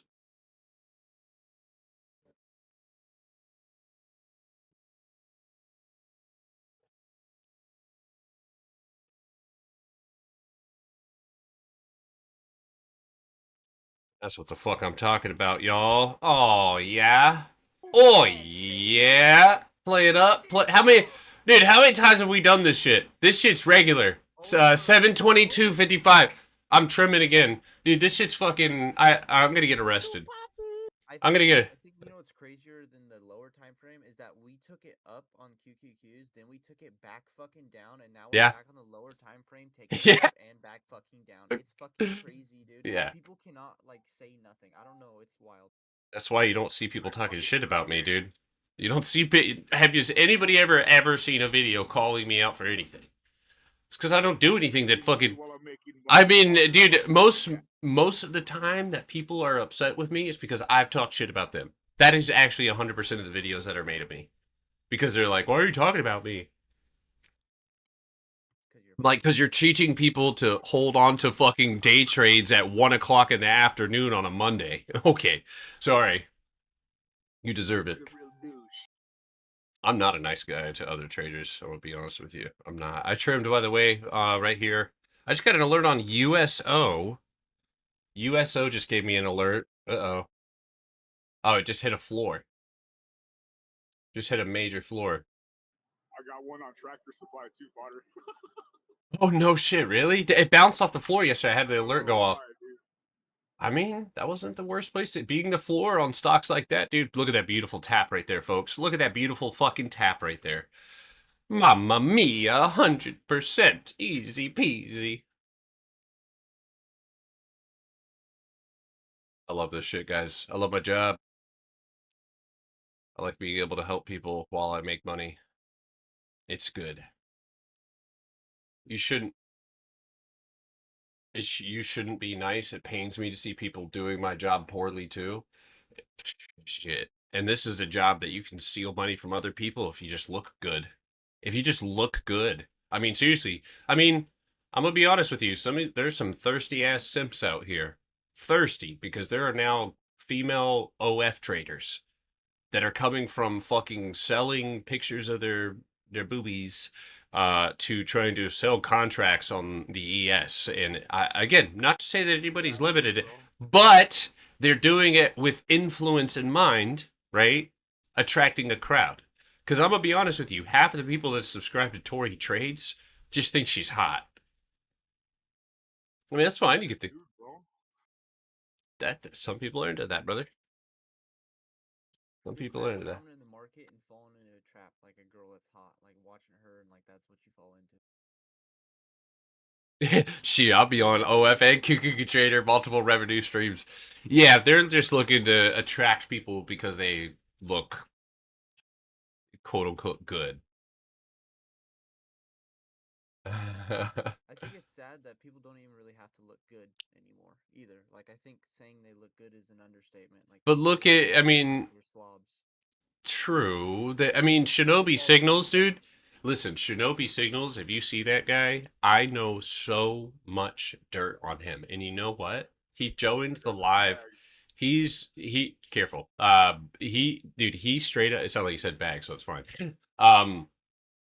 But I watched Shinobi pump and dump options with Starboy. I watched this happen. And after all of this, after him getting called out, after the whole fallout, and then he disappeared. A couple of months ago when Ivy and Alex's we had the link for Ivy to donate to Ivy and Alex. I think it was him, yeah, that donated. He donated like $250, and he's always had this approach with me because he knows. He tries to be like extra, like he'd be like, "Hey, bro, man, let's just talk about it." And I'm like, no, like no, and but he does stuff like that to try to keep me from saying shit about him because it's like, I mean, he's just another one. It's not like any one of them is priority number one for me. I just scroll past these individuals, drop a comment, and then I go about my way. So I mean, it's not taking up my life, but there's like 10 of them that they're all like cool with each other. There's like 10. It's like that dude. Yeah. Oh, you're talking about Shinobi Signals? That guy? Yeah. Yeah, dude, I caught him 6 years ago. 6 years ago. There's a couple guys that are. There's like ZZ, Turbo. I don't know. They all sound like They're young. they're all They young, live man. in Houston, bro. They all live in one penthouse together, bro. They say they I know, live. dude. And some of them like It's hella share the funny. same affiliate code too. Like Yeah, it's so dude. like you can just see it's like so like it's so like scripted. Listen, The whole, like, listen, that you either invest in two places. If you're gonna sell some shit in the stock market, you either invest in how you look and what you drive and where you live, and you create the image that you are successful. Which is why you guys don't need to see what the fuck I have. You don't need to see my car. I don't want people seeing my cars. I don't want people seeing my house. I don't want to live a high profile fucking life. I came here to the stock market to rob this shit and to fucking walk away. That being said, oh yeah, oh dude, that's nice. Did you take that? Golfman, did you take that? Not yet. God damn it. Oh my god. But anyway, that being said, or you invest in actually building something that's worth something. And that's hard work. And these individuals are lazy people. I'm gonna be honest with you. I'm prone to some slothness here and there, but after you make fucking 20 bands in one day, it's kind of hard not to want to kick back. You got dirt on like 95% of traders, bro. On TikTok. That is, dude. It honestly, dirt on everybody, dude. It's kind of crazy because I didn't go after it. It just naturally, people came to me to send me dirt on everybody. They were like, dude, this is happening. This is happening. This is happening. I'm like, I'm not that guy. What are you guys telling me for? Like, but naturally I have the inclination to say something. I mean, that's why people get like, dude, people get butthurt about me talking about Team Bull. But I'm like, I'll ask them. I'm like, hey, are you profitable? Or like what's going on? And there's no profits. It's they're in protecting their decision to make that investment. And it goes against their bias that it's going to work. You telling them that it's not going to work, it hurts them because that means that they made a stupid decision. That's okay. We all make stupid decisions. But sometimes you got to take a look at the person that you're learning from and ask yourself, like, am I really seeing what this person is talking about? I had somebody DM me last night. I think it might have been on TikTok or maybe it might have been on Discord. Yeah, I posted it. It was a guy on TikTok. I posted it in live trading chat. And he said, he literally didn't even know who I was. He was like, I joined this dude named Rusty. He said, this guy named Rusty I found on TikTok told me to understand his system. I had to sign up. When I signed up, he gate kept 90% of the info. He was saying he wins, and then says he wins 6-7 figures daily with a 94% win rate. That's fishy. That's weird. Anyway. All right. Imbalance on the Qs is rejecting. So as of right now, the punchback that we just took to the upside, awesome. I hope you guys trimmed. If you guys did take that trade, good job. Job's done for now.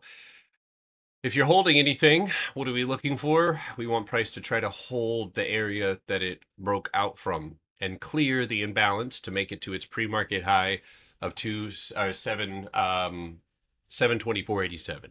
So what would you say is a good indicators on TradingView? You don't need any. I bought an expensive membership and learned nothing.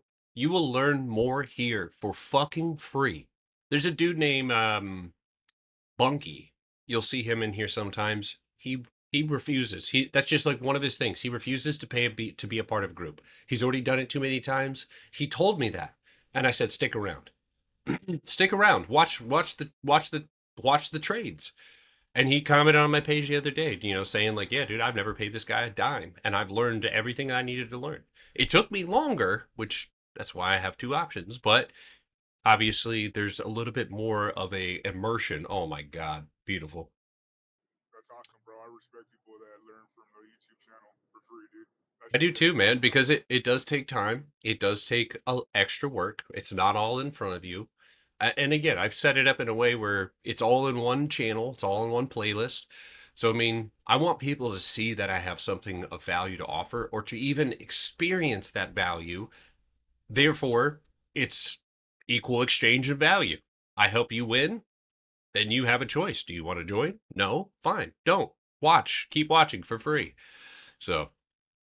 I think people that keep watching for free too, like, those are the people that are going to succeed. Like, the people that refuse to buy something and they're here every single day, they're showing up to the lives, like, you'll see those people eventually, they'll come in the free Discord and post in the gains chat. Yeah. Yeah, man. And then half the time it's like, dude, I didn't believe this was possible. You know, it's like, I didn't, and that's the cool thing is like, especially if those of you who are new and you've never watched me before, like, give me a month, right? Forget everything that you fucking thought you knew about how to trade and what that looks like. Like, you know, I don't know if you've seen that episode of SpongeBob when Squidward starts a fine dining restaurant, but like that, you know, all you need to know about is the Potter box and breathing. But you're going to be, there's so many people who are older that did watch SpongeBob. They're like, what the fuck are you talking about? Yeah, but you know, give me a month to change your mind on how you trade the market. Like even just, I mean, I don't want to die when I'm 50. I'm fucking 34 right now. I don't want to live a stressful life to get money. And I like I said, I watched an interview with this day trader who had pulled 10 million out. I guess he interviewed with her, like Alex Hormuzzi, and Alex asked him, why are you selling like courses or why are you selling stuff if you made $10 million? And he's like, because there's no purpose in this shit. He's like, I made this money and I'm now don't know what the fuck to do with myself. I stressed myself out, almost killed myself. My health is at an all-time low, you know, like to accomplish that $10 million feat. And if you want to be a day trader, you have to sacrifice a lot of what it means to be a fucking human. Because what runs the market? Robots. So the closer you get to a robot, the closer you get to being or possibly being able to trade within the markets, emotionless, executive decisions. And those are easy things to talk about, but they're not easy things. And I don't have a big enough ego to pretend like I could do that every day. I don't want to do that every day. I don't want to sit in front of my motherfucking computer. I know that I'm going to hit multi-millionaire status by swing trading, by investing in things like ELF. I know that. So I just keep chugging along. But it's also just learning from somebody else is going to set a lot of unrealistic expectations in your mind on what you should expect. So if you make not 20 bands, you're going to feel like you got to do more. Like you got to keep going. But if you make 20 bands, now you can make decisions. You could put 10K in your savings. You could put 5K in your checking, start taking care of some bills, put $1,000 back into your trading account, and do it again. So,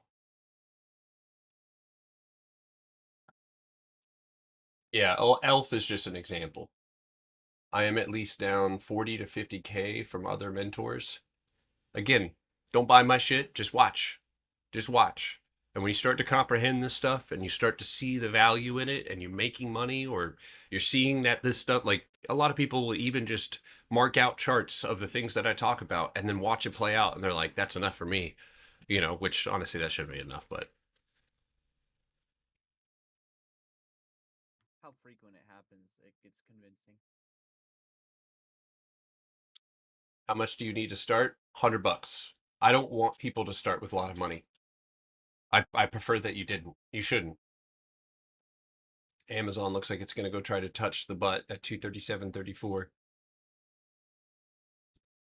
I mean, just even the way that like people act. I'm like, man, you guys forgot why you started this. You forgot why you came here, right? And I think that even happened to me at some point. It's like you kind of lose sight of what, dude, I'm here to win back time. What? Are you leaving? You safe? Got your coffee? Got your pepper spray? Do you have your Glock Magnum special edition? Okay.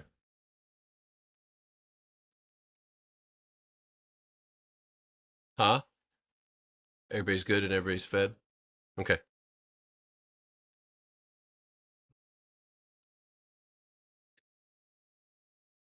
And there's always drama. I don't understand that part of the trading. I'm gonna be honest with you. There's probably a cycle within my Discord about every 8 months. We have one small pocket of drama, but I think it's entertaining. Usually somebody tries to start their own Discord, siphon members from mine. I call them out. Everybody talks about it for like a week. Becomes a joke, and then we move on. Now Cade's just like a soundboard. He only lives through the soundboards that he was recorded on.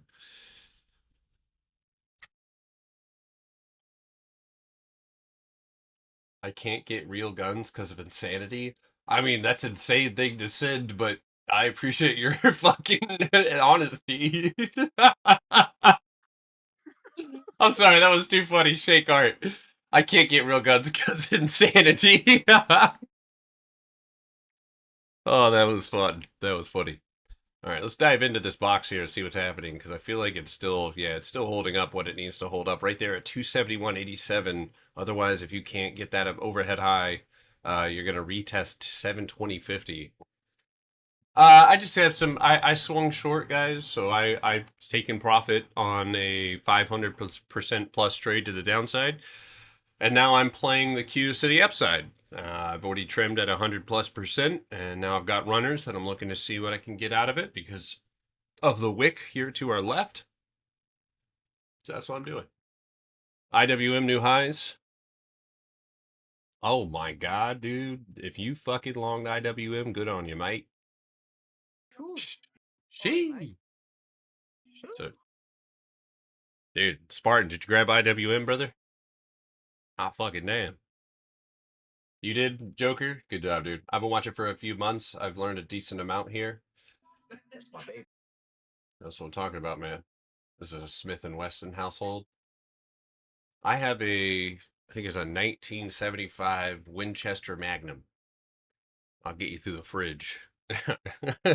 I get you before you get out of the car. Through my fridge. That's my one and done. I've never had to use it, so. Damn, you got a big boy, dude. Holy shit. You ever take that to the range? Yeah, the shit about fucking punched me in the chin. Took all my man strength. I had to fucking lock in. IWM3 Hindi TD? What does that mean? What does Hindi mean? I mean, I know what that means, but anybody who speak Hindi translate? What's this man saying? Oh, 3 hundo today. That was autocorrect. Yeah. I was like, can we get some translation in here? What's that mean? You have a 300 mag? Sheesh. Sheesh. I don't know if Qs can do it. I mean, the IWM can do it because it's IWM, but I'm going to hold for the Qs, try to clear that wick, see what we can get out of this one. But otherwise, great job. If you missed it, that's okay. We're going to find another one. We're going to see, obviously, depending on where we close today, that's going to be really the dictating factor on what we do tomorrow. So, do you trade SPY when the opportunity presents itself? SPY typically runs in 3 to 4 day expansionary sessions before then going back into its area of consolidation where it makes trading almost damn near impossible, which is why I think that anybody who says that they only trade SPY QQQ is an absolute idiot. Unless they take breaks. If they take breaks, like 2 or 3 day breaks, then they're smart. But if they don't, they're stupid. Mine's pearl handed. Yeah, I've got a mother of pearl handle on the 350 or on the Magnum Winchester. I'm not gonna lie, I almost shot myself in the foot one time. Almost. I don't like talking about it. It's embarrassing. It's my second time handling the gun. It was about 6 inches away from my pinky toe. Yeah. 340% on IWM. Great job, dude. Fucking great job, brother. I know. I grabbed a couple contracts in Peyton's account, which I just made the $100 account, and I got the $100 account up to 600, so I got to start over again. Pull that money out. My bad, guys. I didn't mean to do that to you. I grabbed him in my account, and I was like, well, fuck it. I'll grab a couple in here, but is Google going to bounce? That sounds like your whole futures dilemma where you're just making too much money. That's still one of my favorite dilemmas I've ever had. As a Brit, I have no guns. I'm basically made of knives. It's knives all the way down. Mikey, would you like to have a duel? A proper duel? I just posted my little pew pew in the live trading. Oi. That was made in Croatia, dude? I fuck. Right there. Who's that man's arm in front of it? Is that you? Nah, the dude that sold it to me. Oh, shit.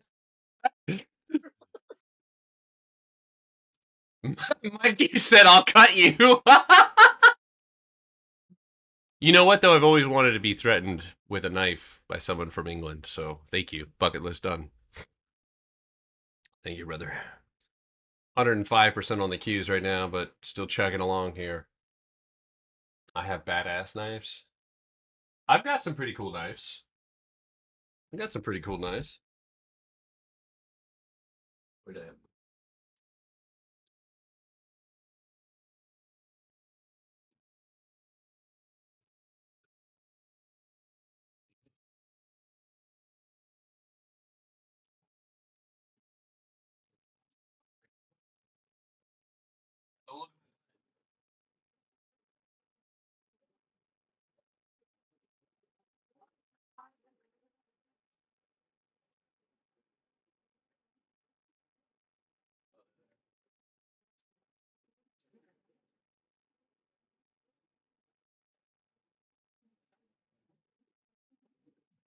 I got a pretty cool knife.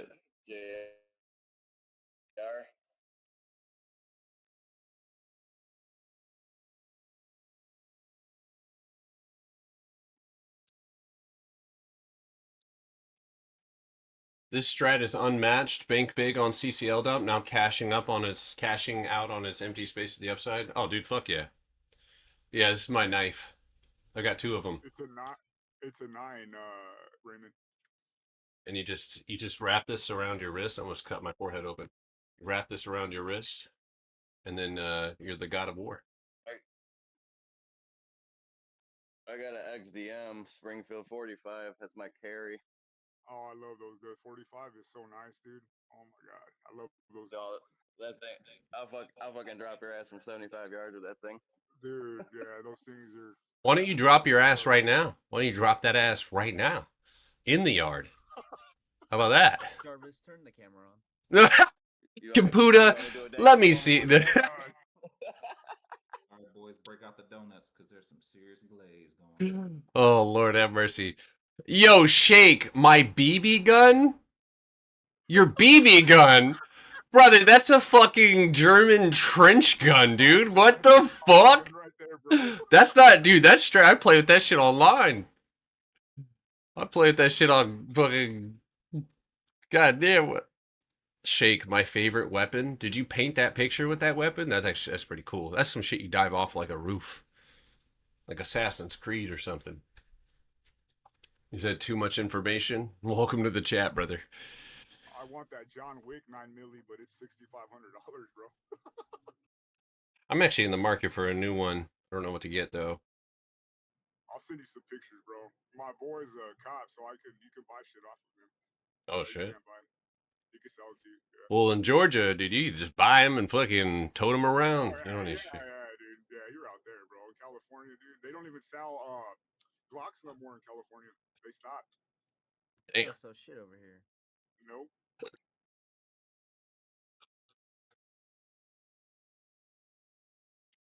Straight blessed free trash, right? Oh, dude, let's go. Yeah, IWM with the gap fill off of that 275 floor. That's perfect, and it just retested that same overhead high. All right, Qs are getting a little heavy. That's my cousin's. He just got that for coyotes were attacking his dogs at night. Damn, In Texas. that shit's fucking serious. Damn, y'all definitely got your money's worth out of that couch too. Jesus, Lord have mercy. Looks like my knee skin. Jana is about to storm Germany. Jesus Christ, this Discord's ready to be a cult, dude. Holy crap. We got a... My knife is real, Elden Ring inspired. MP BB gun was a gift from husband who knows I love Call of Duty World at War. No shit. So that you got that for real. Holy fuck. I want to go see Gator's house. Remember his collection? Oh my god, brother's a fucking... I'm heading That there. shit's ready for If war. dude, he's ready for war. I ain't tell you that. Pot of the goat. What's up, put bros? Everything. Yeah, dude, he was locked up. Yo, Raymond's got the power washer. Listen, that power washer will fucking... That'll hurt somebody. Just not at a distance. Shit will cut you, bro. Take some Shit will skin off. Cut your skin, dude. Dude, I blasted myself when I was a kid, dude. I thought it was... I like asked my dad if I used a pressure washer. Fucking blasted the toe skin off my feet. It hurt. Shorts now? No, wait. I mean, if you want to, sure. Stop loss 277, but you got to fall underneath 720.50. So you're falling fast-ish. I would hope that we fall a little bit faster. Tap 720.50, and then that would give us the ability to keep going up. So I wouldn't put a pin in this one quite yet. So don't just go. That's a big bad habit of a lot of newer traders. As soon as they saw red candles, they go short against where they would have gone long. You know, again, I'm not going short yet. Oof. Speaking of not going short, there you go. There's one little tap right there. You got to hold that floor. I think today deserves an early date with my friend Benjamin. Benjamin Button. Look at the wicks on Walmart. How's that doing? Huh?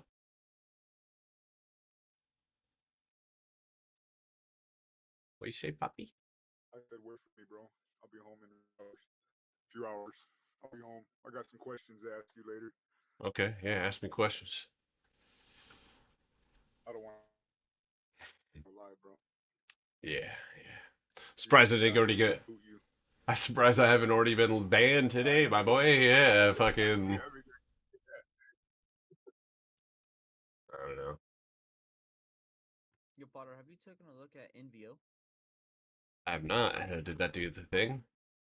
Okay. Hey, yeah, there you go. Yeah, not bad. Yeah, not bad. Retest. Gap up. On the floor. Up against the 50% mark. Perfect. So only members can speak? I mean, yeah, if you're... yes. That is... So, again, I know it might seem sucky, although we're not doing monthly for very long, or if I think it's already taken down, actually. But if you are a monthly member and you haven't taken the workshop, then it's not that we don't want to hear you. We want you to know the same things that we do, right? Because this is a collective. This is a group where everybody's looking for the same thing. So if you're the one person who doesn't know what we're talking about, doesn't know what we're looking for, doesn't know how to pick target based on options, don't know how to look at the 20, all these different things are going to ultimately lead you to be more frustrated, or rather, you're going to feel like you're more lost than anything. But it's a mutually beneficial thing. You put in the work, we meet you halfway. Because we all together, I mean, again, study groups, the ones that where I'm not involved, that's where a lot of really good stuff happens. And which, by the way, those of you guys who are new or some of you OGs, you guys got to get back in that study room for sure. Last night was good, but obviously you guys do a lot of really good work without me. And I know that seems counterintuitive, but there's a difference between you leading and looking versus me leading, talking and looking. Because then it's what is Potter doing, not what do you see as well. So there's a benefit to both. Damn. Get the Thunder 380. You guys had a study session Yeah. Little one. I passed out early. Oh, that's a nice little black label, fucking 380. If they put me out, I'll hop back in there when I have time, bro, for sure.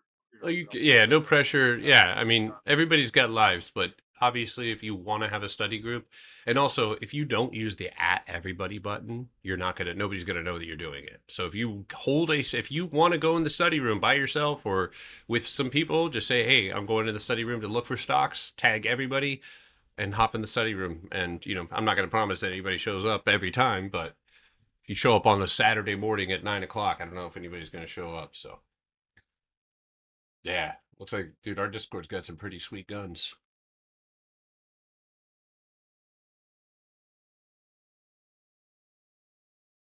If you did grab shorts on the cues, it would be purely speculative. It would be purely speculative. The moment one trade hits $600, I'm going to join right away. I'm sure that will happen. Typically does. This cult is prepared. My friends in real life legitimately call this a cult. Especially when you guys wear like picture like the shirt with my face or the fucking the guy who was doing my t-shirts. He's an old friend of mine, dude. He was like, "Bro, you get a cult." It's like a cult, dude. I was like, "Wait a second." I was like, "A cult has like, they meet with one person as the lead," and then I kind of stopped. I was like, "Wait, oh fuck." Okay, I was like, "There's no worshiping going on at all." Not that you see. Not that the feet thing is getting a little intense, You gonna sell your hats in Hot Topic? I'm gonna be honest with you. I actually really do wanna I wanna sell my hats on like TikTok. Yeah. Look, I am looking at you, you son of a bitch. What do you want? You'll get them in 2 years. Shut the fuck up. That's what I was thinking. Oh my god. Listen, it was fun until it wasn't, dude. About the 100th order, I was like, holy shit, dude. Like, this is fucking... I know one member's still waiting for his shit. I don't know if he's in here, Petey. Where you at, Petey? Is he the one who ordered the sweatshirt? Because I had a bunch of sweaters that didn't fucking... Somebody bought an extra large and I had, like, none left.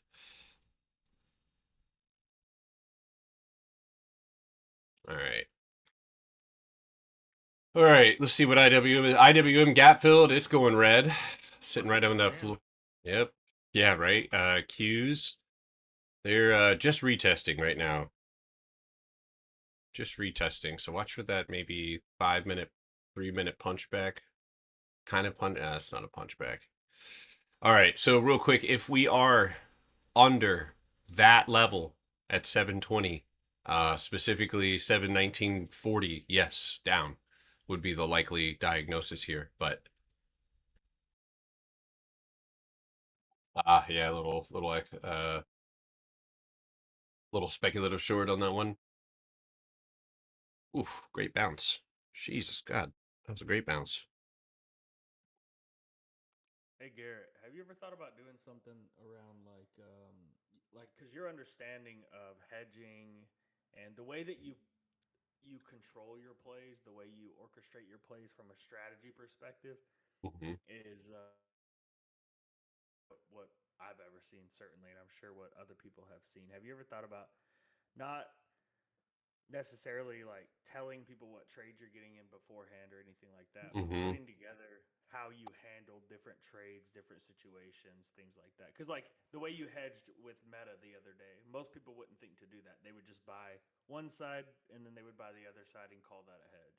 Right. Yeah, I would definitely be, and I think, just in the moment, I try to explain why, I'm doing those things. But I mean, I'd be, willing to, yeah, talk about that more because I mean, it's an art in itself, like being able to, I think time in the market helps, but it helps when you have an idea of like, okay, if I'm going to go long on the cues, right?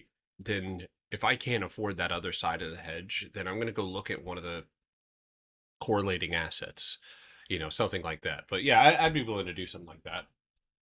Um, I know you said SPY. Sometimes any SPY setups, I yeah, maybe back down. You have underneath this 737.67 where you're going to drop down to 737 here. But as far as higher time frame plays, right, you're very much inside of like La La Land right now. You really don't.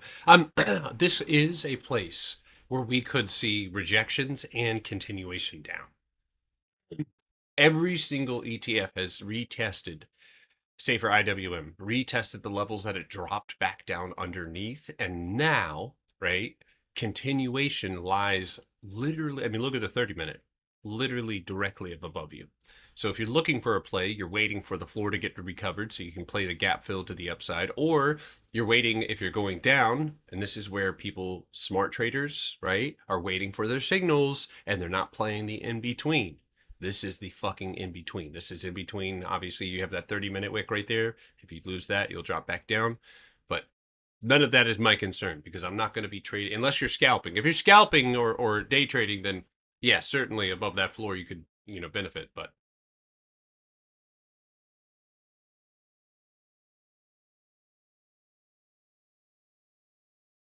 Chiefs are holding up pretty well. Got a pretty nasty bounce on that bad boy. But yeah, I feel like we could probably do another class or something of that nature around hedging. Why is everybody posting guns? We're coming for you, dude. We found out what you've done. We saw what you did and who you did it to.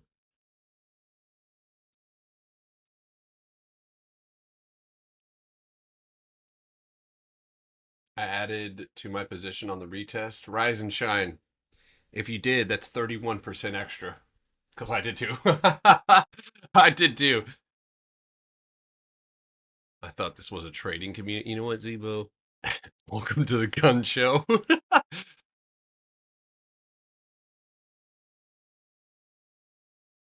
My hands aren't sweaty anymore. That's good. That's good. Don't want you over perspiring. Get those slippery fingers, I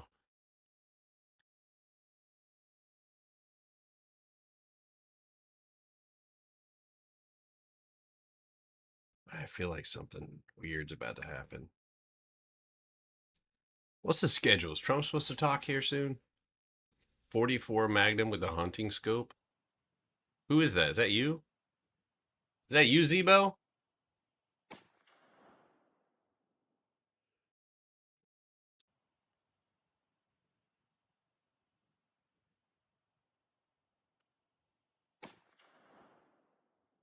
Is that you?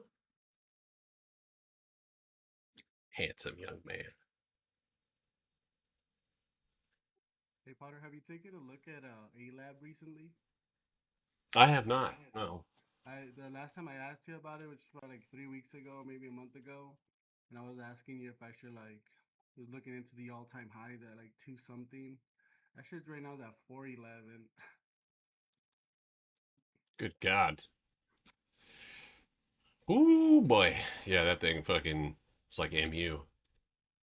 Hey, Potter, when you say heavy, what does that mean? That means that the area that you should be reclaiming is where sellers are stepping up. So you're seeing more selling. Like with the Qs, right? You just saw the Qs bounce. And then that bounce gets faded almost, not immediately, but almost immediately. You go up, you retest the center mass of that range, and now you're falling. So it actually is a real possibility right now with the way that price action's setting up for the Qs to drop underneath 720 and to actually go and see that 717. So don't be holding on to shit, all right?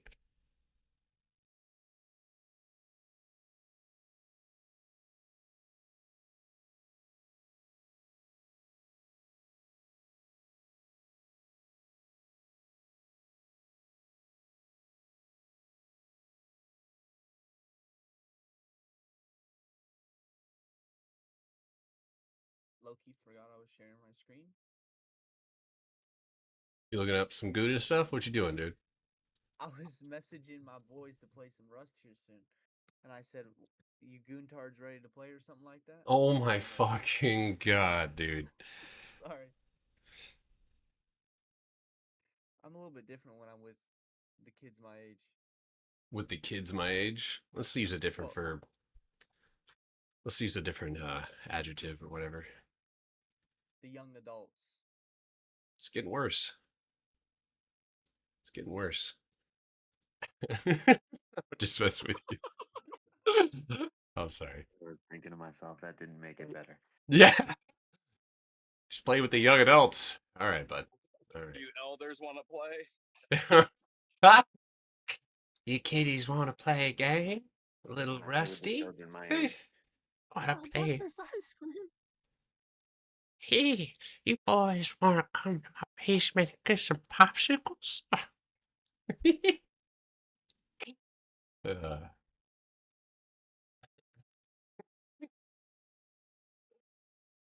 boys. Big move on Snow, went from down 500 to this. Listen, my child, call that one a W, though, my boy, because it's... Yeah. I kind of pulled off the Snow after it did that, dude. I don't like when it does that. I really don't.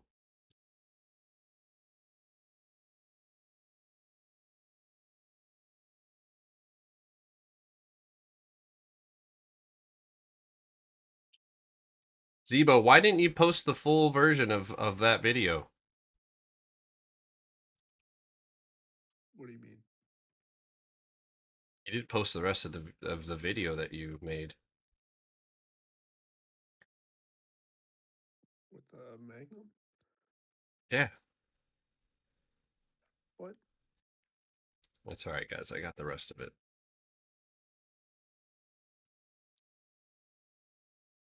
Yeah, remember when that Asian kid came up? Can't remember where he was from. I just posted it. Just watch that video, guys. It's crazy. It's actually what happened after he shot the gun. That's the full video.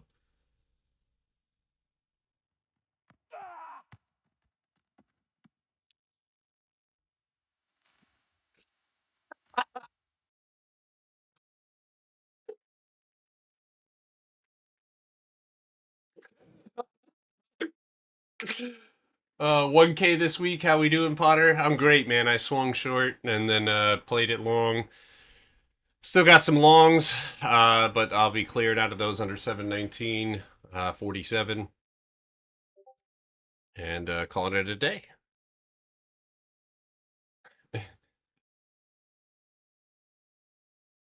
Oof. So first screen candle off the low, but what are you actually bouncing off of is my question here. So you got a gap fill. Yeah, you had a gap fill there. And okay, so from one candle I can't tell, but I can tell you that if we look at the 2 hour, there should be a resolution here. Nope, 1 hour. 154.64. 156.07. It's not empty down here, but that would be your highest probability of a retest. Now, I'm going to be honest with you. I want a little bit of build, John, brother John. Look, see that build right there? Even here, I mean, you just pop and then flush. So with something like this, you would want to see a build. Yo, what the fuck? That's crazy. Yeah, dude, I love how they have the part of you on the tree, and then the tree snaps and you just fall. Bro, look at the end of that video, dude. It's so. Actual like 60-foot cliff right there too. Is it really? Okay.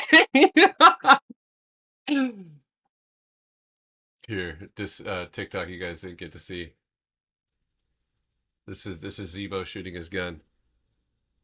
But then after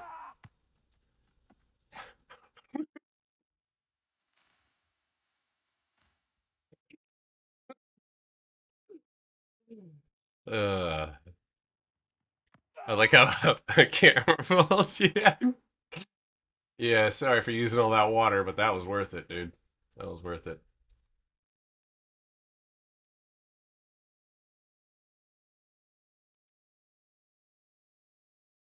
Making data centers worth it. Oh boy. All right, guys. Well, we're slowing down here a little bit. Everything. I will tell you this, and it might be worth speculating on something going out into tomorrow.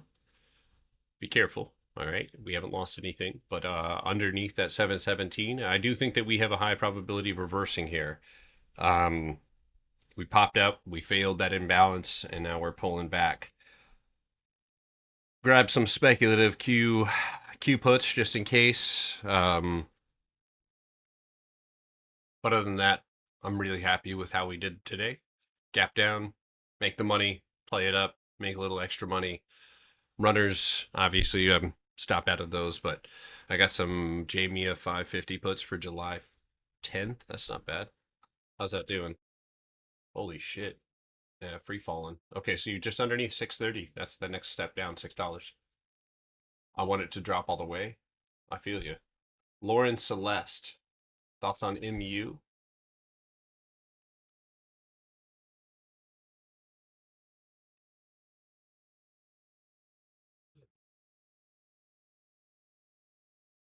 Okay. So here's the deal. You have a volume pocket right here you've reached into to try to bounce. That bounce was, hopefully going to get you back over this previous overhead resistance of 1133. So as right now, you're in between those two, right? So any sort of continuation of the downside is going to be reliant on you either closing here or closing here. And you have done neither. So let it work, let it twerk. But ultimately, you have a downside move under 1047 for a gap fill down at 994. So, earnings are tomorrow. Oh, fuck off.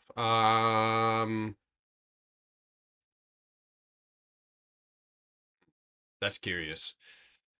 I see a 930 target, and if things go terribly, 780. 780, 750. I mean, if you saw a massive dump, but I mean, that's real kind of unrealistic. Let's see, look at the earnings last time. So earnings was hot dog water, hot dog water, hot dog water, extra hot dog water, super hot dog water. So earnings really hasn't been great. And that's one of the key things that I look for. This was a decent earnings with a drop to $84, but everything else has been just hot dog water off of the reaction. Now, after earnings, yes, does seem like it works out pretty well.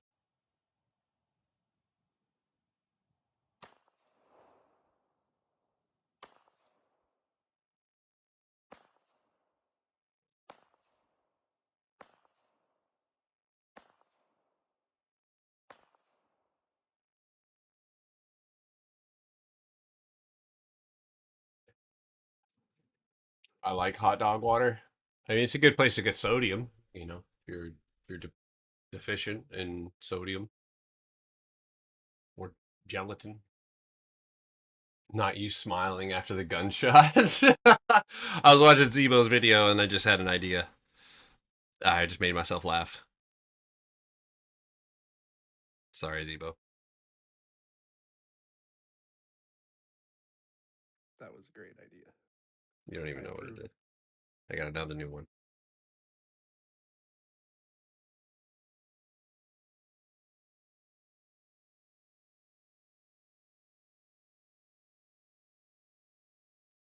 Poppy, can you hear me? Yeah. Hey, are you gonna keep on having those like every afternoon? Like you're gonna be showing us $100 accounts, or is that just like yesterday? Um, not every day, but I think it's more or less like when we do these study sessions or pre-market prep, after market close, that's actually when I'm focused on trying to find these setups too. So it's not just, but yes, I mean, I'm going to have more of these where we are looking for these small account stocks. But yeah. Okay, I was just asking. I just got done. Well, my laptop was messed up, and I just got it fixed. So I'm gonna be looking into it while I'm doing some other things. I've been busy, so sorry about that. Oh, you're good, man. No, we'll yes, I'm gonna make a channel so it's dedicated to the small account, and we'll put the watch list, the stocks that we have put together, we'll put them there. So It's nice being a little consistent because on these days where like the portfolio's down crazy, I just trade a couple options and now we're green. that is good to hear, brother. I like this Thank you, community is Poppy, for helping out. small. Of course, man. Of course. I like this community is small and wise. Others are larger and have like 5 different groups in one Discord. Yeah. Yeah, I know. I mean, I'm not gonna lie to you. I had a very similar Discord with a lot of other people who were signaling a lot of different things, and I fucking hated it.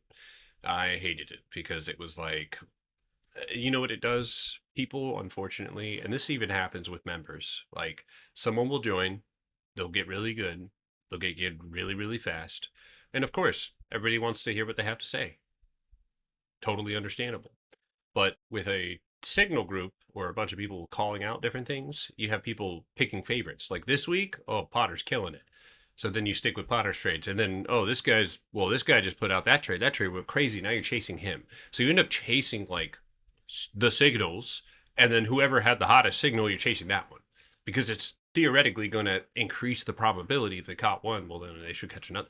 It's not how that works. That's stupid math.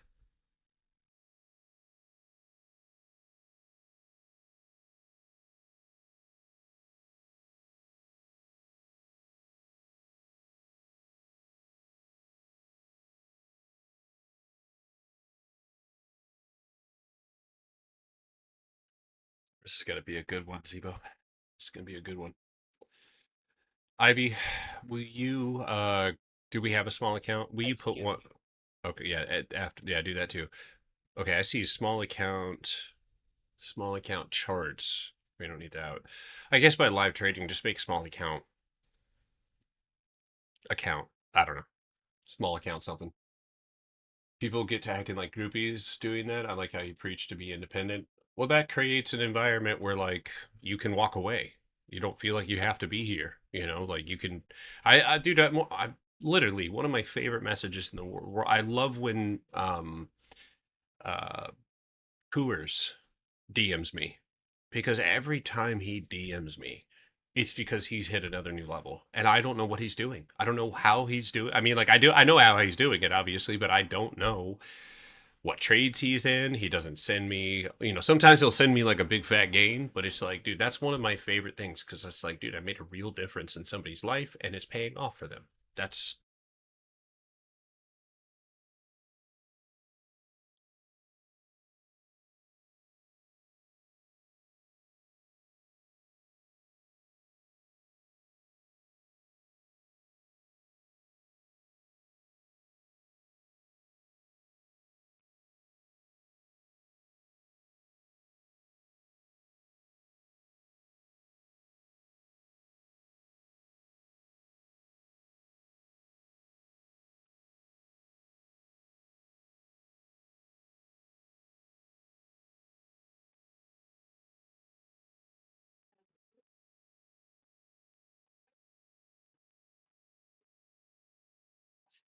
okay.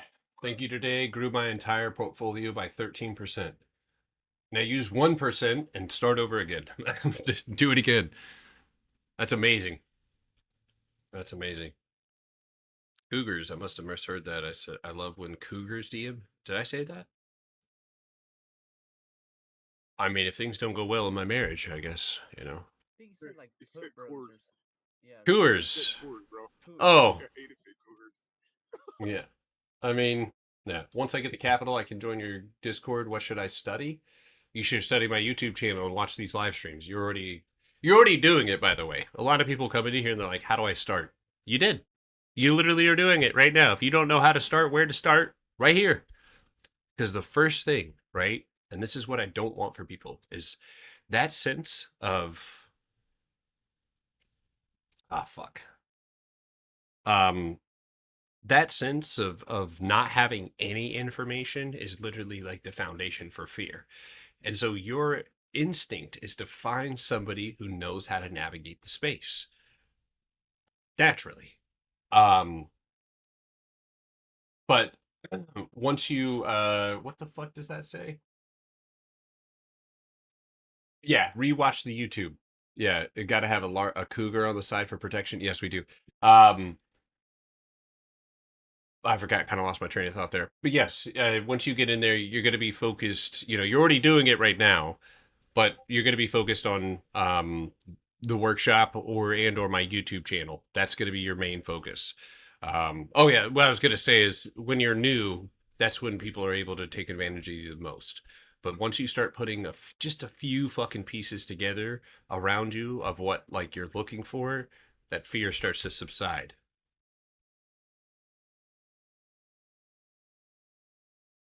If I were to tell anybody, and I think you tell a lot of people it, is just don't believe anybody. Like, really see it for yourself.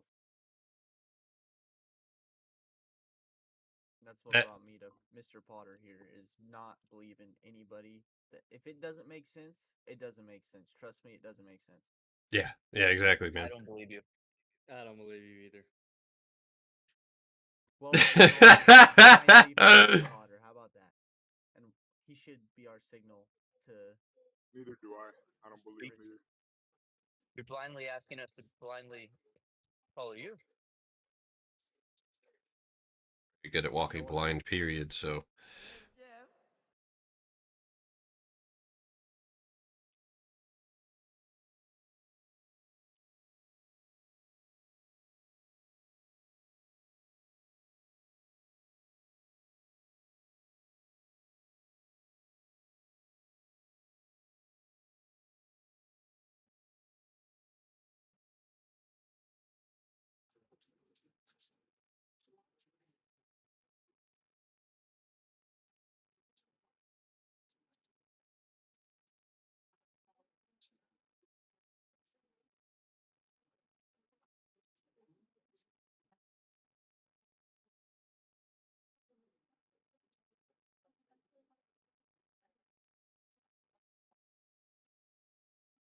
All right, let's see here. KMB to the upside.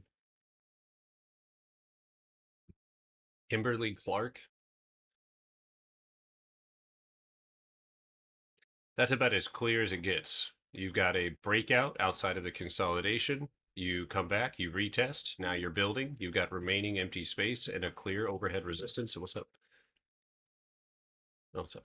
104, 105, and then you have the 107 empty space directly up above you. So I mean, it does look good.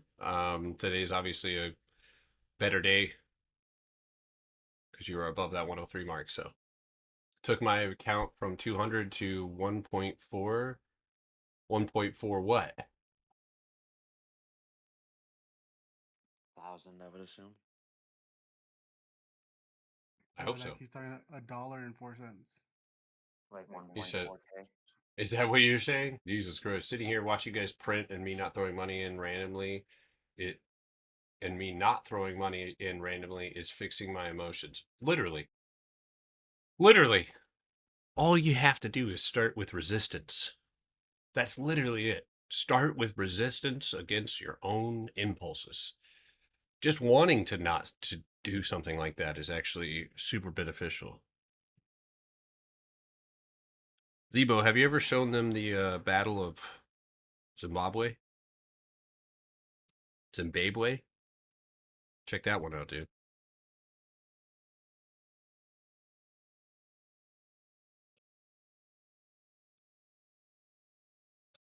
Zimbabwe, dude. Watch that video, bro.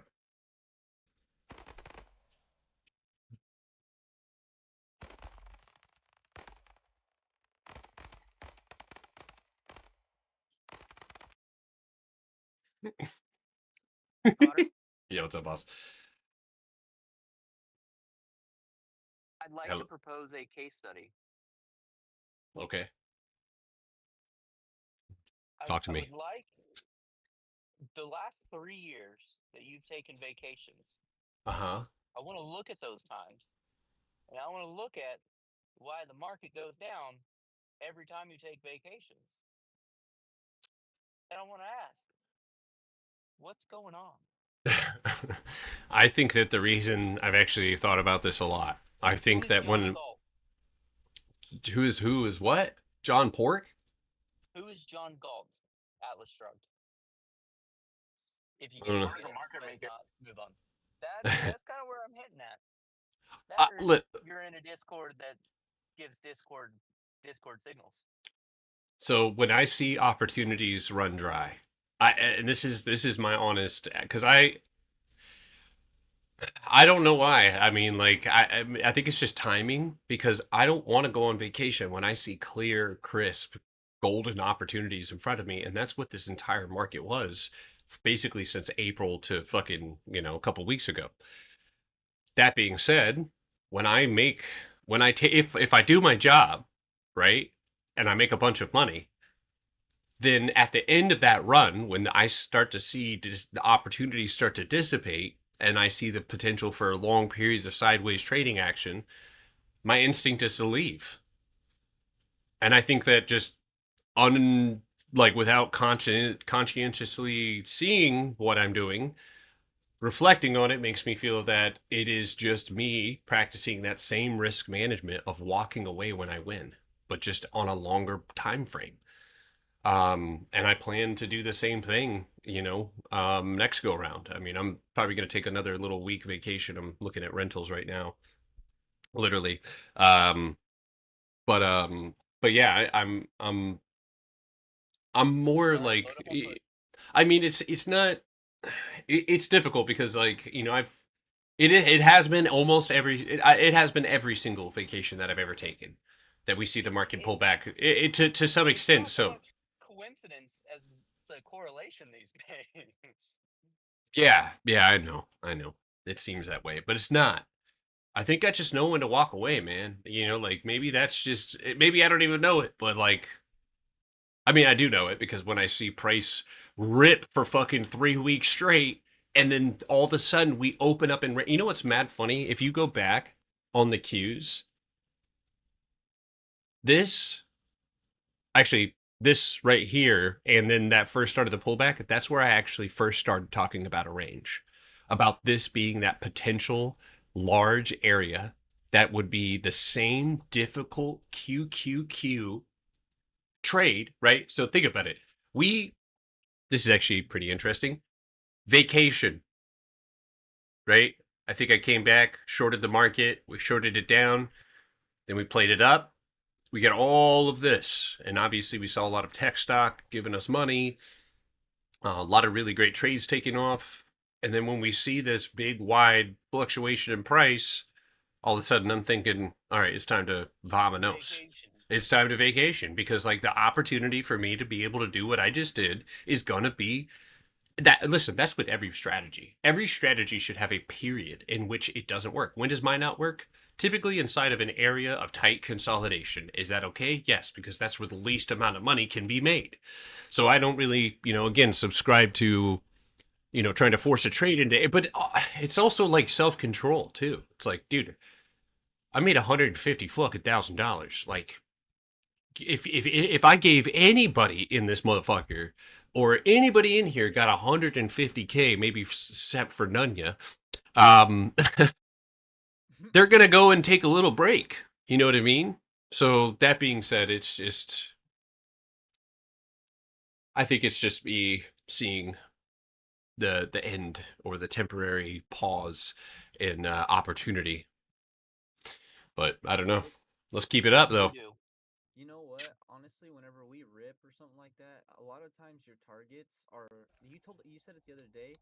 My targets can be rejection trades, and like that's where we see dumps. Like once we hit your target, Yeah. our targets, I should say, dump. Like a lot of the times, or vice versa. Whenever we hit our target down, we blow up off the floor. Yeah, that is very true. And I have these long out targets that I look to try to get hit, especially if there's a considerable amount of empty space. And I mean, yeah, and guys, by the way, if you're on TikTok, if you look at this, this is the same. I believe very strongly. In fact, I can actually see so much similarities between this, that, and then what we're doing now. Look. Same. So we have, right, the same scenario, but I'm going to tell you this now. Trading conditions are typically going to be, they're going to be momentary. So it's going to be difficult. And I can tell you right now that tech stocks, we might start having to look other places. It's not like we didn't just come off of one of the biggest motherfucking runs of all time. Of all time. Literally, this is one of the most fucking crazy rips that we have ever seen in history. You watched it happen. We traded it. Print out some of those P&Ls, frame it. But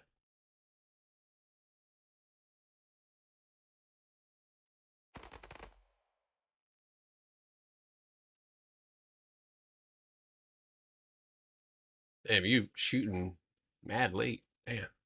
If you could let me know in advance, I need time. Oh my God. Yeah, I had somebody crash out on me when I went on vacation. It was pretty funny. Sometimes I miss him. Sometimes I miss him. That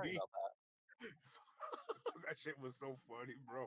Listen, he couldn't have done it at a worse time because I was wasted. I was by the pool. I was by a Disney pool, me and Manny. Probably fucking... yeah, bro. Probably like fucking 10 drinks deep, dude. I was Moscow muling it, and listen, I'm on vacation, baby. That's what I'm saying. He goes, if I pay, you got to show up. You know how hard it is, and I don't know. I'm like, you got to pay me more than that. It's funny because when people actually start like a Discord, dude, like that come in this group, but I don't get how you do it though, Potter. Like with this many people, bro, it's fucking crazy, dude. It's a lot of work. I mean, Ivy and Alex literally, this Discord would have never.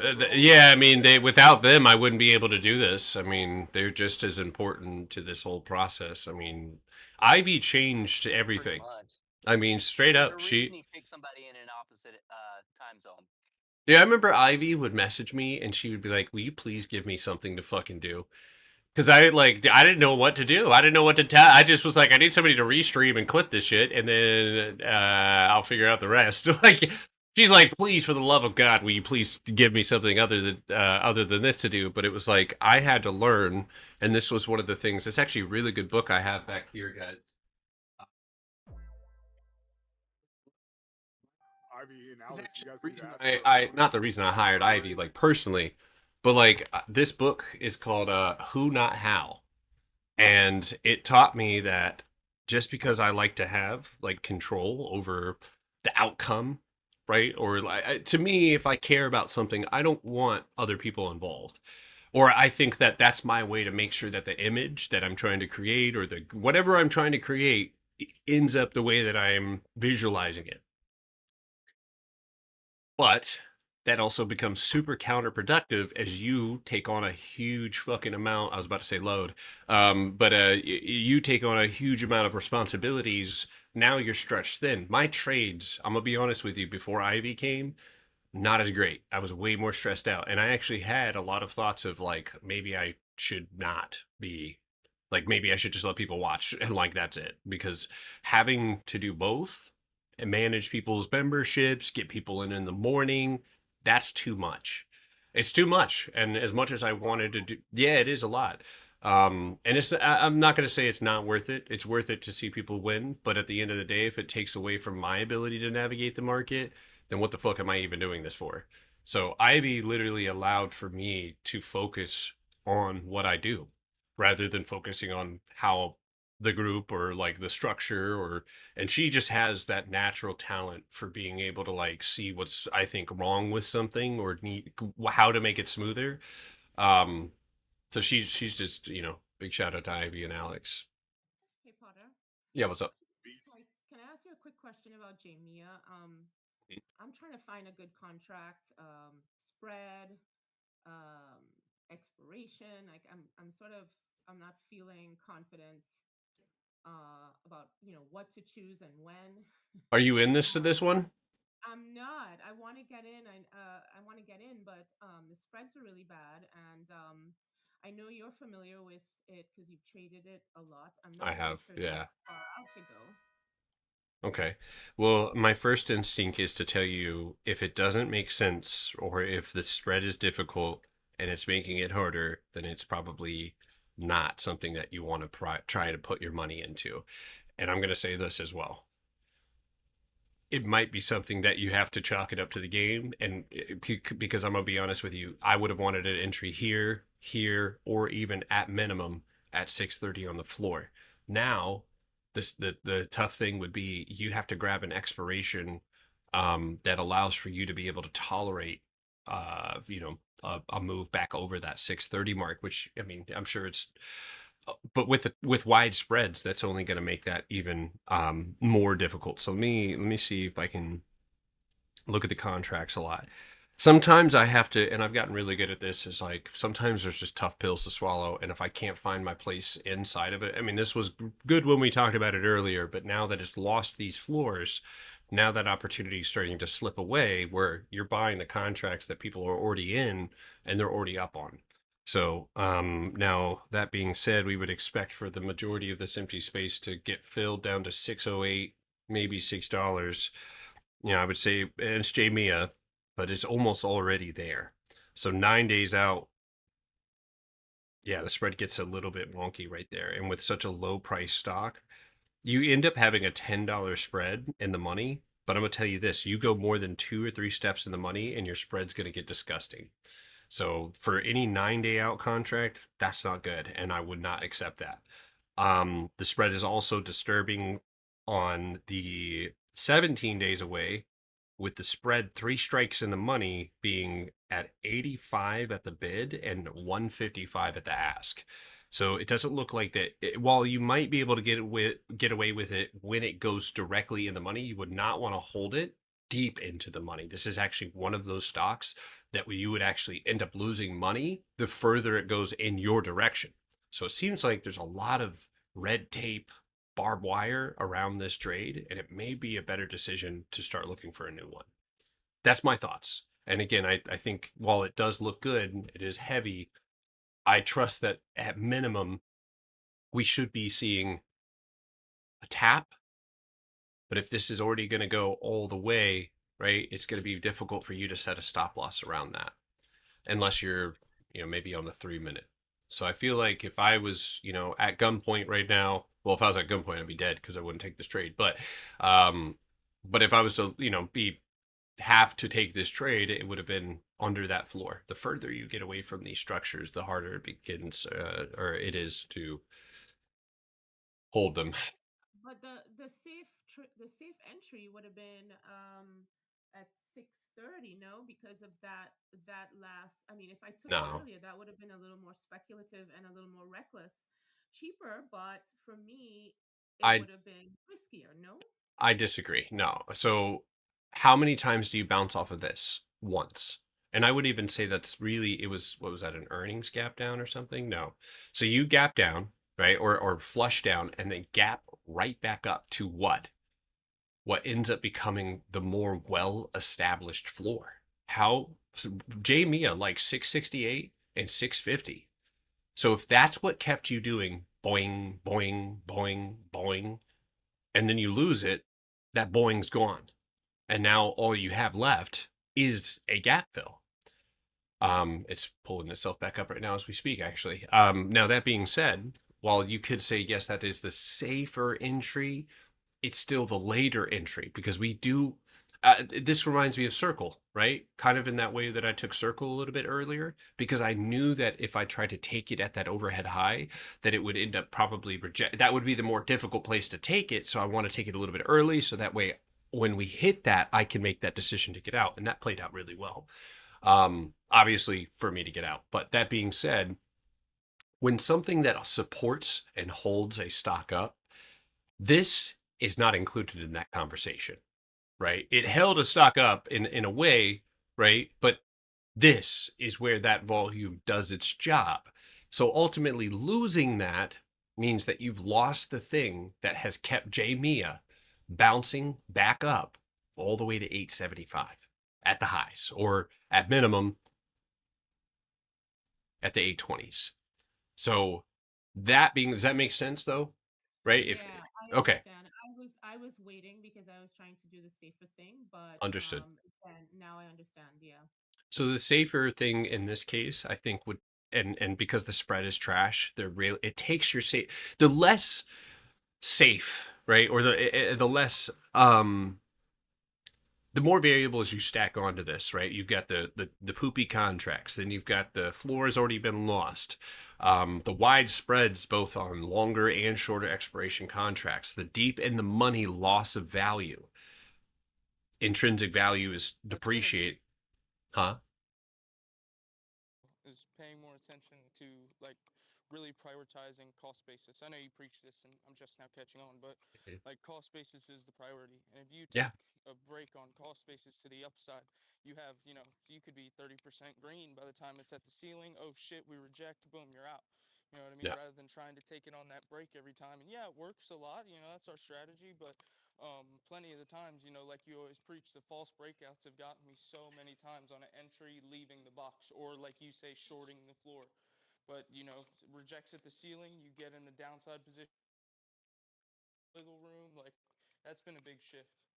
Yeah. Yeah, I hear what you're saying. Well, the other part of that that affects me, my decision, is that I'm waiting for candle closes, and sometimes by Understood. the time the candle closes, it's already at the But like if you're waiting for an hour close, go down to the 30, then go down to the 15, and you know. Do you feel, I was just gonna follow up with that. Do you do that top down analysis to make sure, Sim, that you have like a available lower time frame entry to get that? Because a lot of the times, right, if we were to wait for 24-hour candle closes, then we only show up at the end of the day. Straight up. The end of the day is the only time that I would really, and that's actually how I used when I first started doing swing trading. I was gone. Like at 10:30, I was gone unless the trade was ripping in my. But a lot of the times, I'm gonna be honest with you, I got out of my trades. I had stringent rules, so like it didn't matter what I was up. If a 10:30 ran around, I was fucking gone. Which I adjusted that rule obviously because it wasn't working for me, because I was leaving money on the table. So yeah, I understand. Yeah. But I do top down analysis. okay. But I've noticed sometimes even on something as low as 5 minutes, um, some of y'all are in as soon as it crosses cost basis, and Uh-huh. then then it goes up, and then y'all are out before I've even seen the candle close. So Got you. I mean, so there's, and I mean, something like JBIA, that's something where, we talked about it. I think somebody mentioned this one this morning. And it was what was first discussed was obviously the loss of like 667 and then that 650. And that ultimately would have led you to hitting this 630 mark. So that's where, I mean, and I will say, yeah, you did see some pretty, well, I guess you did gap down. So this would have been the pre-market analysis, Sim, is we open up, right? We are well below, and we can establish that on the 5, we can establish that on the 15. We are below 650. So we have lost overnight the floor that we needed to hang on to. So the first immediate instinct that I have is go to the 5, find the box that's holding price up in pre-market, and when that's lost, that's my stop loss. Even if that's because listen, it's a 5-minute box. So a 5-minute candle close against the floor at the wicks would be somewhere where you could take that trade. And there is a balance that we walk on with safety Because if you're too safe, you're too scared. But if you're not safe, if you're not safe enough, right, you're too risky. You're too exposed. So there is a fine line, because there are fast trades or quicker moves or initial breaks that I will take outside, especially, and let me emphasize this, on days that I expect the higher time frame tension to break. And I think that might be helpful for you, because we have to, that's the precursor to anticipating, okay, snow could break today, right? When we saw that gap down, you asked me, I think specifically about that, about why, it couldn't go down. And I was like, no, we talked about it potentially actually going down because it had lost that floor. So therefore the first initial move would be down. So in the morning, right, having that pre-established, okay, well, yeah, this is a 24-hour box that is now nearing the loss of that floor. And it's gone past those 3 or 2 rotations where you expect that tension to break. That's when I start, like, it reminds me of PayPal, actually, because PayPal was right along those lines of something that is consolidating, but giving signs that it's nearing that break, right? We had three taps off the top, 3 taps off the bottom on both sides of this trade with empty space directly up above us. So we can start saying, right, that yes, today would be a day that if price rushes up out and gives me a 5-minute entry, I'd be willing to take that 5-minute entry, because it's playing into the higher time frame analysis where we've come to the conclusion that this area of consolidation, this Potter box, is about to break. So being able to see that, or see that the tension is getting towards its max, is a great way to start planning to take trades, or a great way to start anticipating the need to have to get into that trade intraday. So I mean, I'm going to tell you this, if you need to de-risk a little bit, but on those trades like Jamia, right, I don't always want safer. To me, safety, and I respect the hell, it's really good that you have that in mind. A lot of people don't think about that at all. But the safer entry, right, is always going to be where I have the ability to stop out at. So on Jamia's 5-minute, right, or 3-minute, could we say that a candle close below that 638, no reclaim, right? Instead of agreeing to a much higher stop loss, we could say 640 reclaim, I'm out. 645 reclaim, I'm gone. There is no ifs, ands, or buts about it. And I think that's where I take the higher time frame. I know what I need, but I also know that if I do my lower time frame analysis, that I can be just as safe if I'm picking the higher time frame analysis, but using the lower time frame trigger to get in or even stop out of that trade. Because everything this morning was purely reliant on this 3-minute box, right? If Jamia was inside of this box and decided to bounce and went back up to 650, we, obviously could be talking about a totally different story, a price going up first, then coming down. So I would say, don't be scared of taking those risks if you can, and we can always do this, Sim. And this goes for everybody. So I hope everybody's listening. I have had many students where they see how I trade, they love it, they want to try to do it, but they're just not getting it, right? Or it just doesn't really, they don't like how exposed a weekly contract leaves them. They don't want to have that much exposure to something that can be that volatile and lose that much value that quickly. I have had a great deal of students make the executive decision that every trade that they take is a week out at minimum, 2 weeks out at minimum. And what that does is it allows for you to basically you can say that if this 3-minute box, while still relevant, totally relevant, and I don't like it listen, expiration is not a reason to hold to your stop loss. I know there's some situations where that might be acceptable on low risk trades, but on a general basis, we don't want to do that. But if you add some time to your contracts, that's going to make you even safer. So lower time frame stop loss with a higher time frame expiration, and now you're eliminating that potential 25% loss on a stop out. So you can kind of take that fear that comes, with wanting to be safe and it subsides a little bit, I think, with having something that moves, a little slower, but is still going to get the job done. Wonderful. Thank you so much. This Yeah. really helps clarify a lot of things for me. Yeah. Hey, me too. By the way, you have the coolest the coolest accent. By the way, I don't know what it is, but it's really cool. It's Trinidad. Trinidad. Okay, fucking sounded a little familiar. Yeah. With a lot of America mixed in. So.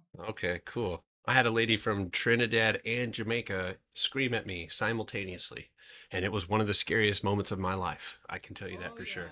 Really colorful. The way we tell someone off is very descriptive. Oh my God. We describe. We have this expression at home. It's like you tell someone how their mother made them. Oh my God. That's exactly who they went after. That's so crazy. That's exactly.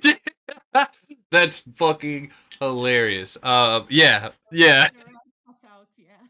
Well, I mean, they're also really sweet because I ended up being the wrong guy. They weren't.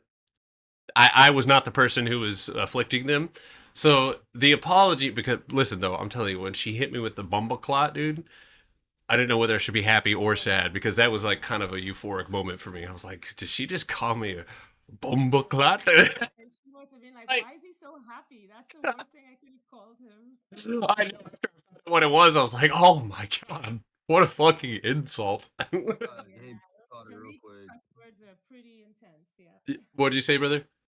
Yeah, so I'm at work right now. I don't have my computer. I would send you a chart, but That's okay. I'm looking at Amazon and I'm not sure. I'm looking at it to the downside. I wanted 220 out of it. Okay. It popped up to 235 today, and I'm wondering where that happens to the downside. I On thought it was kinda like 233.82. On Amazon, correct? Yeah. And you're looking for that upside floor, or No, downside. downside floor? Okay, got you. Yeah, down to 220. Okay, so we're going to reuse the box, right? We're not going to use it in the same manner that we did to the upside, acknowledging that that is a punchback, but we can come to the conclusion that losing cost basis will give you your floor. And that floor, actually, I can see 2 wicks off of it right there. Attention to detail. That would be your first. I would actually say that's probably in the cards right now, considering the Qs did the exact same thing. Once that's lost, it will be between you and that box right there. So I would, and I'm gonna be, listen, hold on. I just had a fucking Jimmy Neutron moment just for a second here. This is a wide fluctuation in price. I just want to throw that out there. Okay, so for everybody going short, long, that's fine. Have a great stop loss, have a great expiration, but otherwise, just keep this in mind. Okay, if you are taking it short, this right here could end up being that wide fluctuation in price. So I would love for this thing not to create any sort of uptrend. Would love it. But yeah, good job if you played that one to the upside. I tell you what, that was pretty sweet. You had a loss. See, this is the cool thing, guys. The rock climbing thing that I give you guys, the analogy talking about how you need to get your fingers gripped. You got your fingers gripped for 2 candles. Third candle slips. That's what you have to hold on to. You fail, you fall. Pretty cool. Clutch skills. I didn't see what were you tagging me. I still don't get why people get into trades post 10:30. I feel like it should be a rule for new traders. That is actually, I mean, I would say that is generally true. And then the times that it's not, right, we have almost prepared for that. So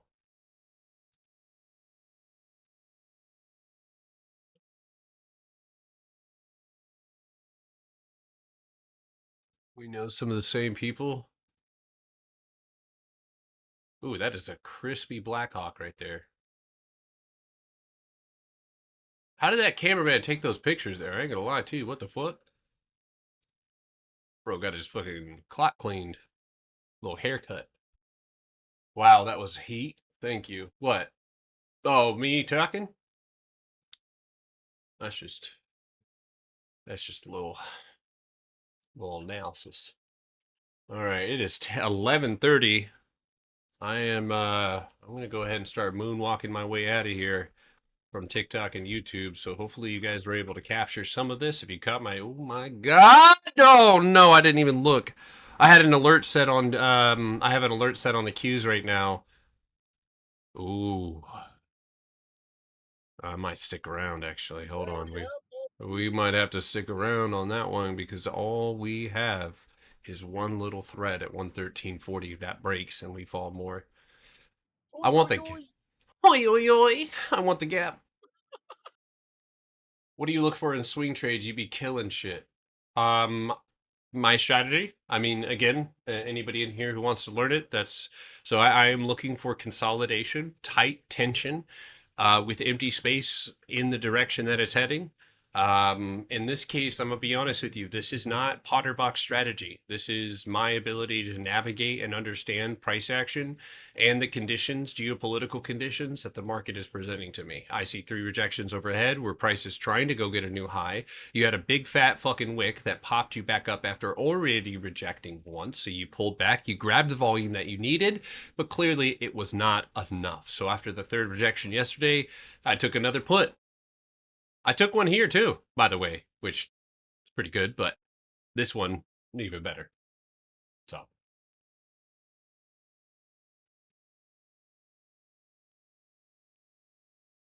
Yeah, if anybody is trading right now, remember, stay cool. End of day, we'll reevaluate and we'll start looking at some swing trades going into tomorrow. Especially with that $100 account. Yo, when is Severance going to come out? I mean, Poppy, I'm not going to say, but it's a small little trade for the small account. What is it? Talk to me. I'm thinking 680. 680 for the Qs? Yeah. I mean, you know, I'm not opposed to a little. I mean, well, first of all, what do we need to see that sort of thing happen? We need to be stuck underneath 520 and we need to fail any sort of retest. Do we have that? We do. So it is possible. Yeah, it is possible. And similar rejections have resulted in pretty similar downside movement. I think the goal now, right? And you know what's kind of cool is when you get these really wide ranges, you can actually set up like quadrants, if you want to put it that way, because you can actually see the levels that price doesn't want to go back under. Look, pop up, don't go back under. Pop up, don't go back under. It's very clear, and that's the beautiful thing, and it helps navigate a lot. So we can come to the conclusion that if today's low is lost, that becomes a real possibility. 688. Yeah, I mean, I grabbed the 680 for 48 cents for Friday on yesterday. Oh, fire, dude. I grabbed 700s for the end of the week. Those motherfuckers were up so fat this morning. Far out of the money, too. 16. Severance, Silo, and Foundation, waiting for all 3. I haven't seen Silo or Foundation, but Severance was one of my favorite shows. I'm actually rewatching Parks and Rec right now. Like the man, the myth, the legend, the great way. Give money till I'm dead. Trap down the chat. Yeah, Severance was one of my favorite shows. I loved that show. I still haven't watched Obsession though. Why doesn't my shit say that there's thunderstorms today? There's not a goddamn cloud in the sky.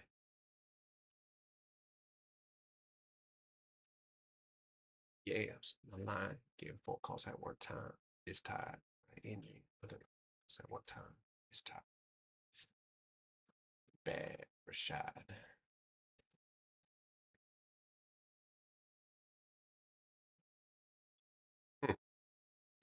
Bullshit.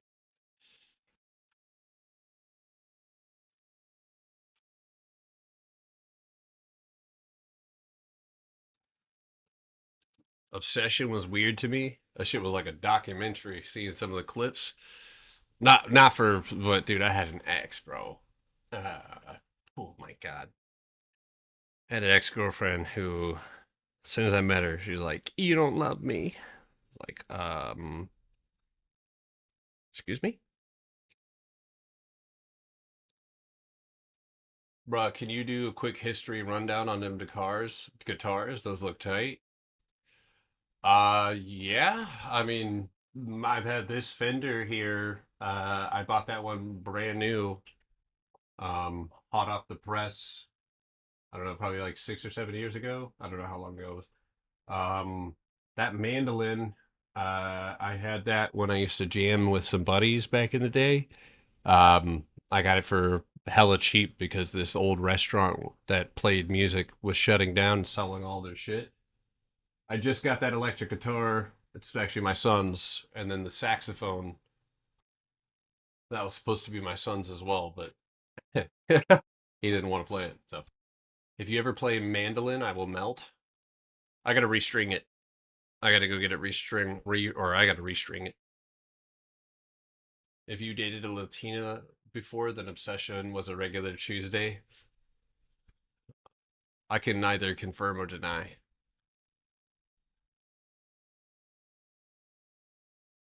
All right, I think this is my sign. Real quick, guys, keep an eye out. I do see a higher low there. I see a little bit of a channel right there. So this is a great time for us to be chopping. I would recommend setting alerts, walking away. I'm going to do the same thing. If you guys are on TikTok, I got a lot more instrument. Please. This little hand pan. I'm actually about to buy a new one on this one. I've got to go send to get repaired. It's got a big dent right there from my buddy, but yeah, this is one of my favorite instruments. Hand pan. Fucking $600 goddamn instrument. Dented. I actually, I play banjo as well. I do love banjo. A lot of string instruments for me, so. All right, TikTok. Is that a shield for 300?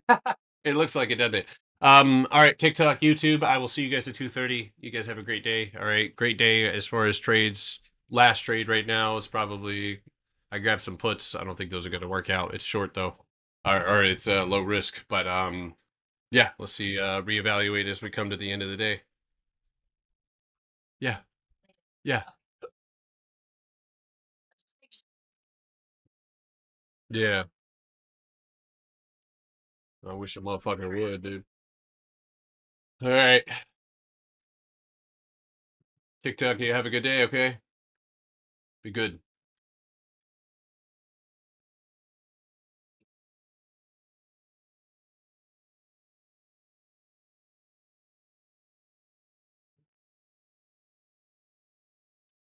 You not watching none of the games, Potter? FIFAs? Yeah, bro. World Cup. Yeah. Yeah, I watched France and Iran yesterday at a Mexican restaurant when I had the mezcalita, smoky ass fucking tequila. Holy shit. Some fucking chicken fajitas or what? No, I tried mole for the first time. Oh my god. What do you get, chicken mole? Yeah. How'd you like it? Oh my god, Alex or Ivy. I was not a fan. I'm gonna be honest with you. I could not. The brown sauce. Yeah. Mezcalita, not tequila. Well, it had the mezcal in it. That's what the drink was called, was mezcalita. It was that. It was like a mezcal, agave, and lime juice.